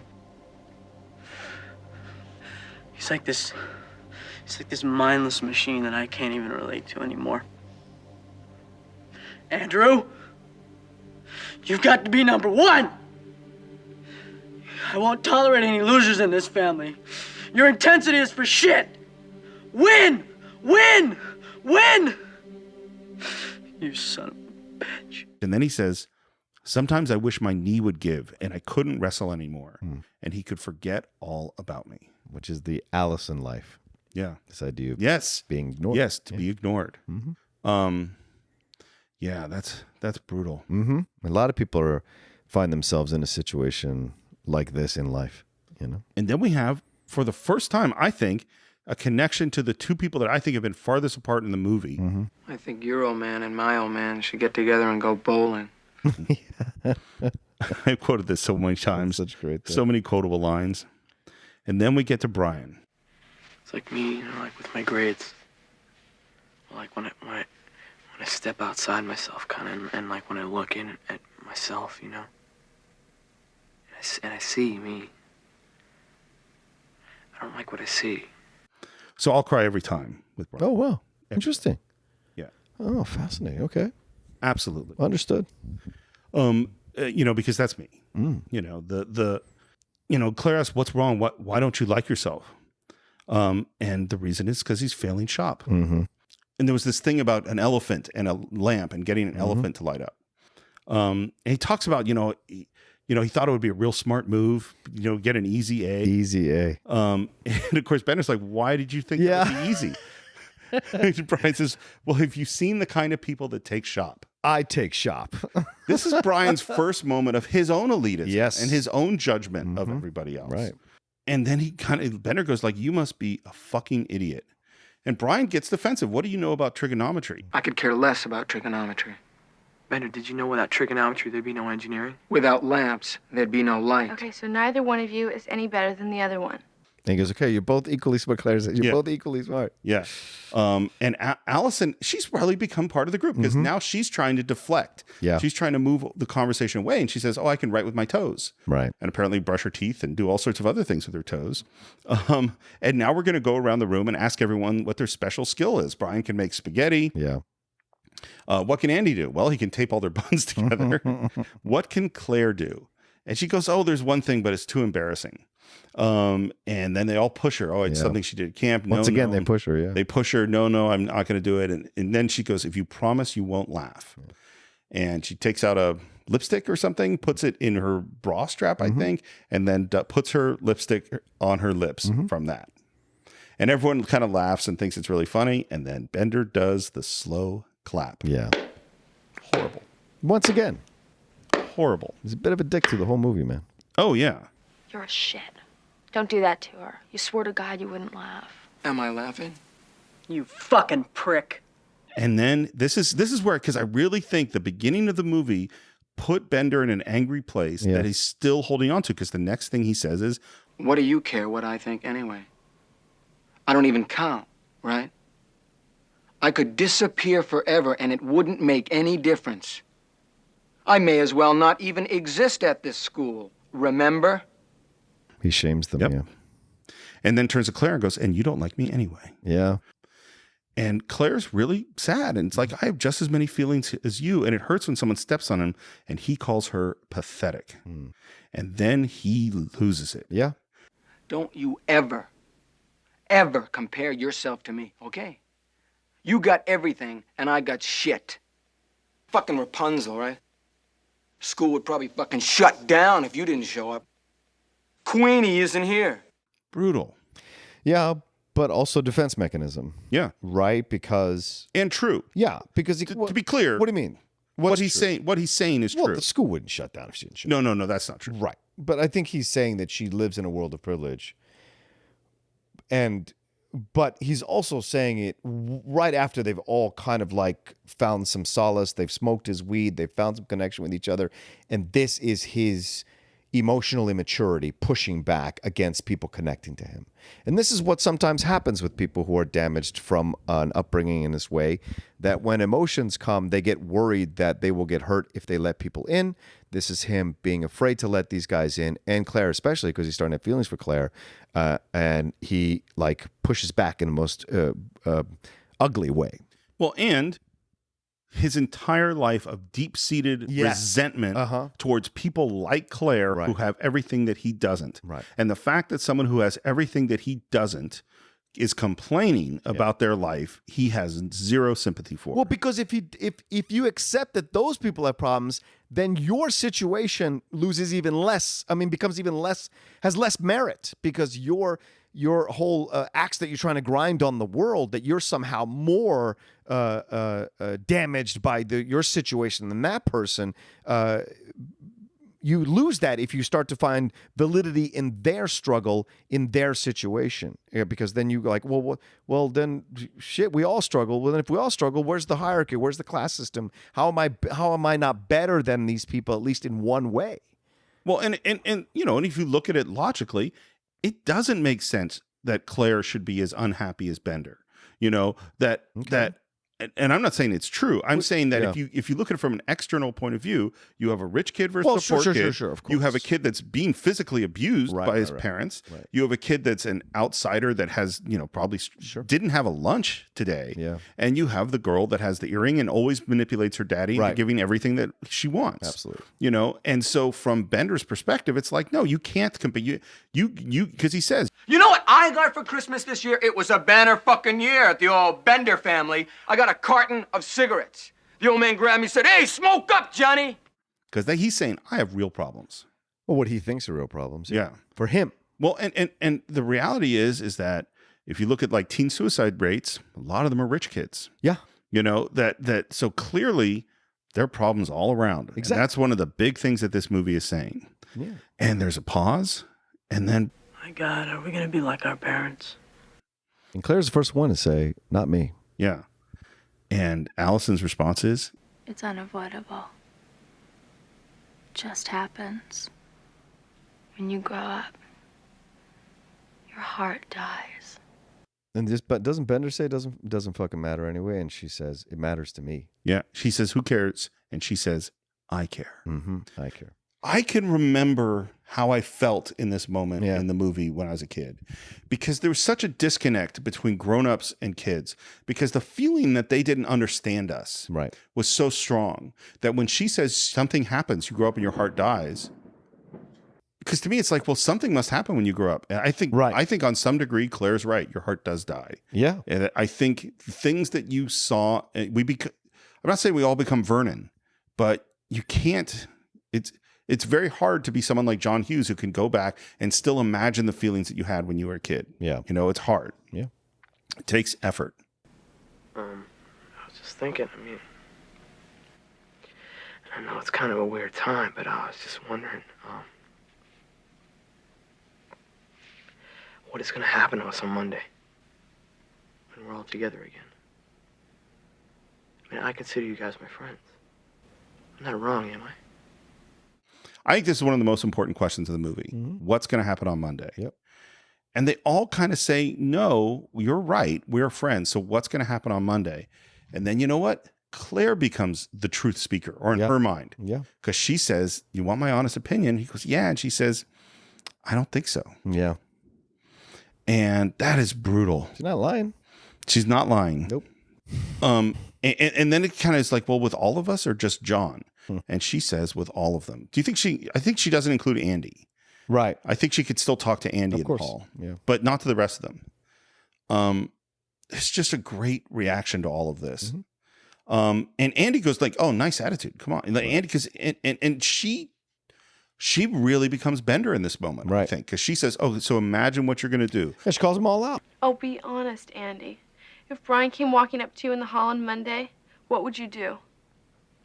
I mean, picture this. You're there with all the sports. I know exactly what you'd do. You'd say hi to him, and when he left, you'd cut him all up so your friends wouldn't think that you really liked him. No way. Okay. What if I came up to you? Same exact thing.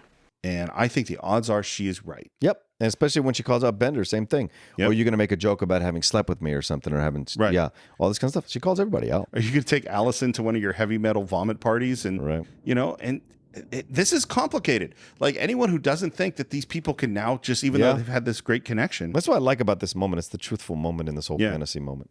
Scene. Yep. And they call her a bitch. And she's like, no, I am telling the truth. Exactly. Just like Bender did. He was a fucking asshole for telling the truth at the beginning of this thing. So, you know. And when she talks to Bender about it, Bender just again lays into it. Don't you ever talk about my friends. You don't know any of my friends, you don't look at any of my friends, and you certainly wouldn't condescend to speak to any of my friends. So you just stick to the things that you know. Shopping, nail polish, your father's BMW, and your poor, rich, drunk mother in the Caribbean. And as far as being concerned about what's gonna happen when you and I walk down the hallways of school, you can forget it, because it's never gonna happen. It's sanctimonious bullshit. Yeah. And they just end with, I hate you. Mm-hmm. You know, they're yelling at each other. And then again, Brian. Okay, then I assume Alice and I are better people than you guys, huh? Us weirdos. Would you do that to me? I don't have any friends. But if you did, and Allison says, no, I think the friends I have wouldn't mind. Yeah. I just want to tell each of you that I wouldn't do that. I wouldn't, and I will not. Because I think that's real shitty. Yeah. And then Claire calls him out a little bit and says, of course, because you guys look up to us. Now, Brian can say this stuff and think he's saying the right thing, but Brian also knows it's a social status climbing thing for him to be friends with these people. Right. So for him to say like, oh, I wouldn't do that to you. The honest truth is, yeah, you wouldn't, but because there's an advantage for you, which you could say, you could call him out on, you know?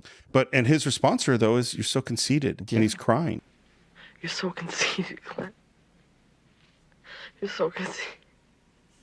You're so, like, full of yourself. Why are you like that? And her response, also crying, is, I hate it. Yeah.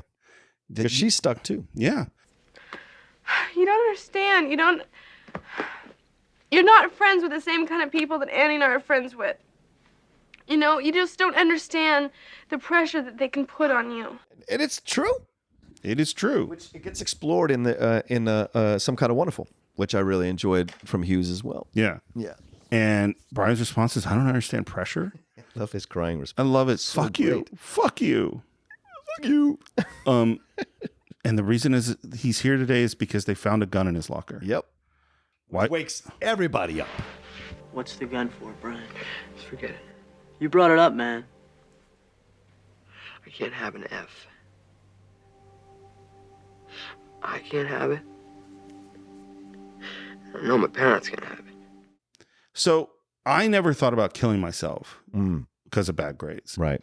But there was always high expectations and I did not meet them. You know, my sister was a straight A student always, and I was a B student. Right. And all through my childhood, like 6th grade on, the teachers would come to my parents and say, Steve is so smart. If he would only apply himself, he could be such a good student. Wow. And they didn't know that I was a little dyslexic. That took a lot longer to diagnose. Okay. I had real problems with handwriting. I couldn't write clearly.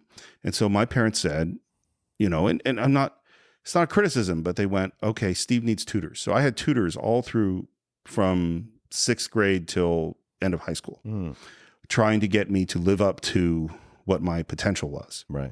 You know, and if I came home with, you know, Dad, my parents always knew every assignment, every test. How did you get the results on this thing? You get the results on that thing. And if I came home and said, Dad, I got a 95% on the test, my dad would say, why didn't you get 100? Oh, wow. Now, that was a joke from him. He thought that was a funny thing to say. And I knew it was a joke. But the feeling of being a constant failure, you know, constantly, and because there's a weird thing when you have someone say, oh, he's really smart, he should be a straight A student. Well, then a B plus is a failure. Yeah. You know? And so I'm still only a B. And like I said, it wasn't that I ever thought of killing myself over it. Right. But that spending my whole childhood not living up to expectations, that's how I felt. It weighs on you, man. Yeah. Yeah, absolutely. I hear what you're saying. Yeah. You know, and it's funny, like the two things of what I said earlier about not wanting to suddenly being embarrassed about being the smartest kid in the room. Yeah. And then also this not living up to expectations thing, that, man, this is why I brought my parents to see this movie. Yeah. To try to tell them, I don't know if they understood what I was trying to tell them. Right. But that when Anthony Michael Hall breaks down crying in this moment, yeah, I'm like, that's me. And it still is, you know, I'm still that kid on a lot of levels. Okay. And then, of course, because it's a John Hughes movie, we're still going to end up with a button. Yeah. Because they're like, why, you know, why'd you have a gun in the locker? And he goes like, well, I didn't do it. I didn't actually try to kill myself. Right. And then he says, it was a flare gun. And everyone laughs. And Brian's like, it's not funny. And then he realizes, no, it is funny. Yeah, it breaks the tension. And of course, the elephant was destroyed too. Yeah. You want to know what I did to get in here? Nothing. I didn't have anything better to do.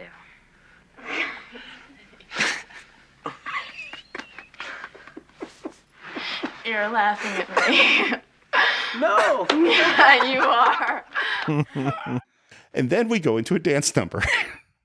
Right. Out of nowhere. It's just, this is where it's like, yes, this is a fantasy. Yeah. It's cute. Sure. And I remember doing some of these moves with friends at one point or another. They're coming together. Bender has to go back to the storage room that he escaped.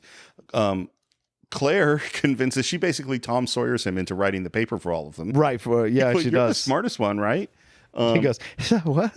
I love that reaction from Brian. And then Claire takes Allison and goes, well, you know, we can't see your face with all that black stuff on it. And we get a makeover. Yeah. This is apparently a very controversial thing in this movie. Yes, it is. And so let me ask you this question first.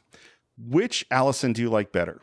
The dark, weirdo Allison or the cute, bright Allison? Here's my cop-out answer. Okay. I like whatever Allison wants to be. Fantastic cop-out answer. A+.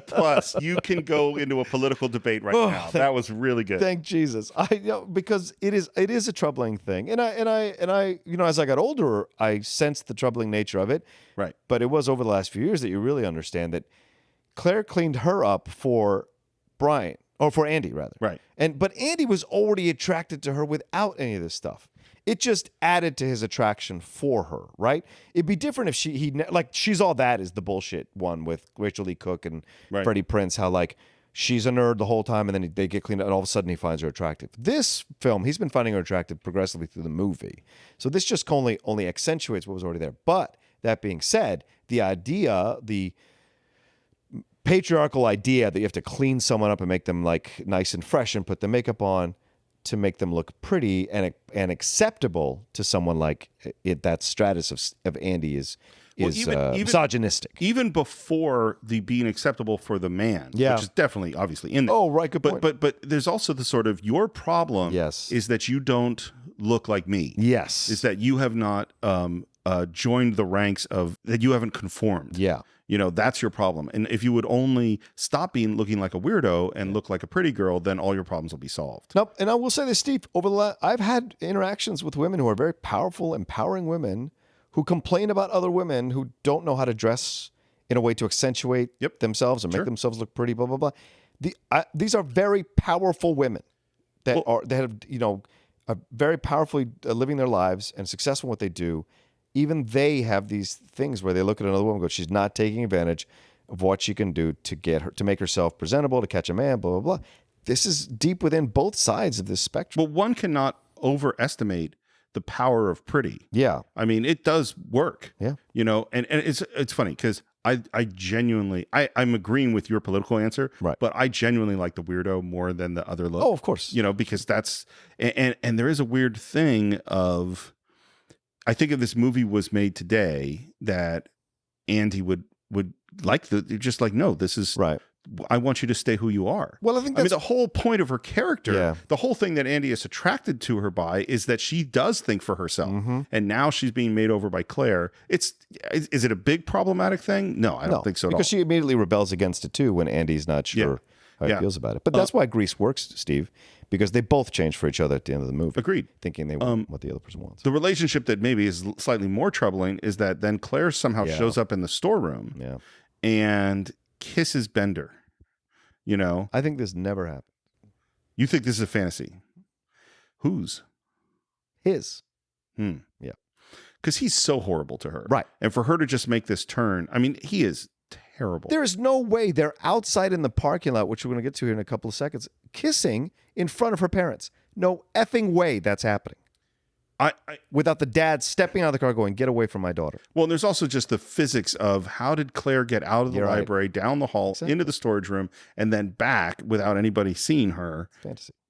But we have this moment where she leans in and kisses him, and he says, "Why did you do that?" And she says, "Because I knew you wouldn't."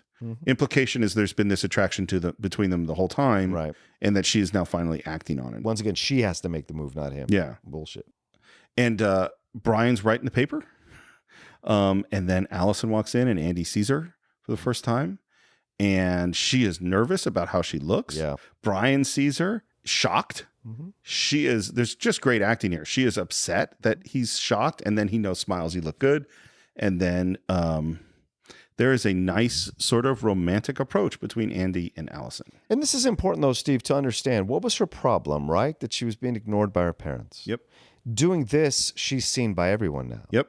So, yes, it's troubling, but also there's shades I think this is a really good point. Her empowering herself a little bit to be noticed, having the strength, the guts, the bravery to now wear brighter clothes, to be seen, to be noticed for something other than being weird. Yep. And so there is something there. I'm not fully agreeing with what happens. I'm just saying there's more to it. No, I think it's a really good point, is that she is willing to stand out now in a way that she wasn't before. They gave her the confidence to do that. Bender talks about how... You know how you said before how your parents used you to get back at each other? Wouldn't I be outstanding in that capacity? Brian finishes the paper, kisses it, and I love that he punches himself in the shoulder. It's great. And then we're leaving. And we say goodbye to Carl. Bender says, see you next Saturday. And the music starts. Yeah. We're back to Don't You Forget About Me. Right. And as they're going out, Brian gets in his car. Dad picks Brian.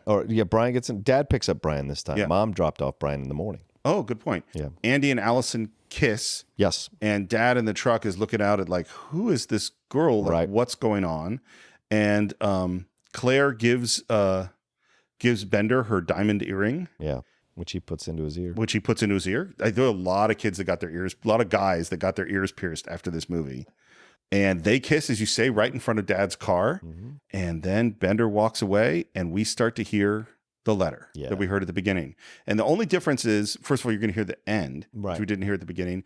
And now, instead of the Anthony Michael Hall's voice, you hear it from the actors.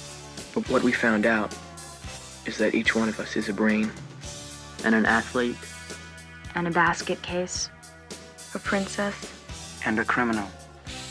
Does that answer your question? Sincerely yours, The Breakfast Club. And then at the very end, the fist in the air. Yeah, man.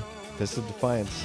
Don't you forget about me. And we've reached the end of The Breakfast Club. Yeah. So the movie cost $1 million to make. What? $1 million. That's it? Yep. I'm going to go make a movie right now. Made $51 million in the box office. All right, that's it. That is a big hit. And John Hughes' run after this is amazing. Yeah. Pretty in Pink, Ferris Bueller's Day Off, Weird Science, Planes, Trains, and Automobiles, Uncle Buck. And in very, very short succession. Yeah. And then he stops. And then he writes Home Alone, doesn't he, as well? Wrote Home Alone. Yeah. Yeah. And then he stops. And I think this is, like I said, a watershed moment for our generation. Yeah, agreed. Like Rebel Without a Cause and all these, I would say it's like Clueless, Rebel Without a Cause. Clueless for the 90s. Yeah, Clueless maybe for the 90s. Yeah, maybe even Rock and Roll High School for some of the 70s kids. Maybe. Sure. Maybe. I mean, I think part of what's different, why I would go more with Rebel Without a Cause and The Graduate more than Rock and Roll High School, and Clueless maybe, is it's the emotion that's there too. Right. Is that there's so much emotion that's in this along with the other stuff. Yeah. Whereas Clueless, which I like, yeah, I don't think it has a lot of emotion. I didn't ever cried at Clueless. Well, the '90s kids, they didn't have emotions. These kids turned on me, John. They did. They turned on me. I haven't changed. They've changed. Do you have any final thoughts on this film? Yeah, absolutely. My final thoughts on this film is this is an incredible masterpiece of the 80s. And by masterpiece, you would say, oh, it's not Lawrence of Arabia. No. What it does is it captures perfectly a time in our lives for those of us who are from that time. But yet the characters are universal. The struggles are universal. The things people still experience. There's still parents that physically abuse their kids. There's still parents that ignore their kids or push their kids too hard or ask too much of their kids without understanding that they have sensitive children that they're raising. And pretty much every character in this film is a sensitive kid because they're aware of it. And so all the stuff that goes on through the movie, there's a lot of lessons to learn whether you're a teenager or an adult as you're watching this movie. And it's a great movie to revisit because once again, you get different things out of it depending on where you are in your life when you see it. The other thing that's incredible about this movie is the script. It's really well done, that it's believable, but it's not... they don't speak about concepts in a way past their emotional maturity that they would have for their ages. And I think that's great. You can understand them better and you can connect to them better because you've been in that place. You've said those things. And so that's what makes the film so powerful, is it still resonates within you no matter when you see it. And there's still something for you to take that you can remember with nostalgia, but also maybe pass on to someone else that you may be raising or a young person you may be in charge of in your life. It's funny for me. I've been thinking about this a lot, and I think that for me, this movie is one of the most influential things that I can think of.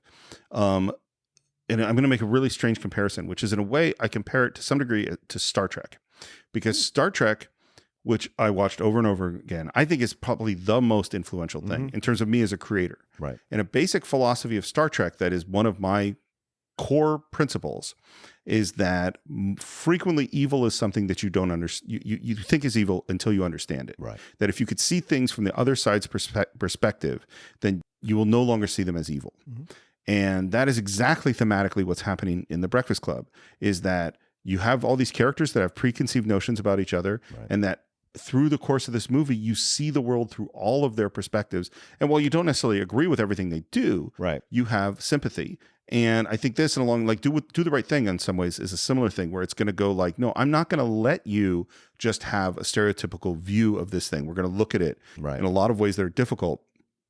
And a lot of the things I've written over the years and worked on, that's a guiding principle and stuff that I've done, whether it was, The Assistants or doing documentaries about great white sharks or plays about racism I did when I was in college, is that I've always been fascinated with this idea of looking at things from different perspectives. That's very much how my brain works. And I think one of the building blocks of that is this movie is forcing you to see things through different people's eyes. And because what happens is, as soon as you start to really understand someone, you're going to feel compassion. And a lot of times we don't actually want to do that. We don't want to understand because we want to be able to see worlds in our preconceived notions and break things up into what everyone's label is. And that's not actually a very healthy way to live. All right, so that's what we think of The Breakfast Club. Of course, we always want to hear what you think. Please visit us on our Facebook page. Take a look for The Cine-Files, Cine-Files. Subscribe to us at iTunes or YouTube or Stitcher or TuneIn or Spotify or any of those other places. Leave us some reviews on iTunes. The reviews are super important because they help people find the show. Leave a comment on YouTube. If you want to suggest a movie, you can do so on our Patreon page, patreon.com/The Cine-Files. You can pledge at all sorts of different levels for all sorts of different perks. And if you would like to reach me on Twitter, you could do so at SR Morris. John, where can they reach you? You guys can always find me at The Roca Says on Twitter and on Instagram. See all the stuff I'm doing on Collider and, of course, Top 10 Show and The Outlaw Nation. And thanks to everybody for being patient over the last few weeks for all that craziness that went down with Podomatic and the downloads and all that kind of stuff. So we really appreciate that. And thank you for sticking around and not unsubscribing if you haven't unsubscribed. And please keep spreading the word about this show because so many people find it for the first time almost every week and immediately send us tweets and tell us how much they enjoy the show. So you're spreading a good thing when you spread. It isn't just our own self our own desire to have the show heard by more people. It's also a good show that people will thoroughly enjoy. And a lot of people have reached out to Steve and I to say how much they have learned about how to analyze film, how to look at film, the technical aspects, the themes, all that kind of stuff that we talk about at the beginning of the show because of the episodes that we do. So you're giving something good to someone who you know loves film. And so when you pass on the show, and Steve and I will probably have some announcements coming up soon, some stuff that's happening. We'll see whenever he drops this episode. We'll see what we've got going on. But yeah, we've got some stuff coming down the pike that'll be fun for you all. So stay tuned to that. Yes, and I think that is it for this week. We will be back in detention next week for another episode of the Cine-Files.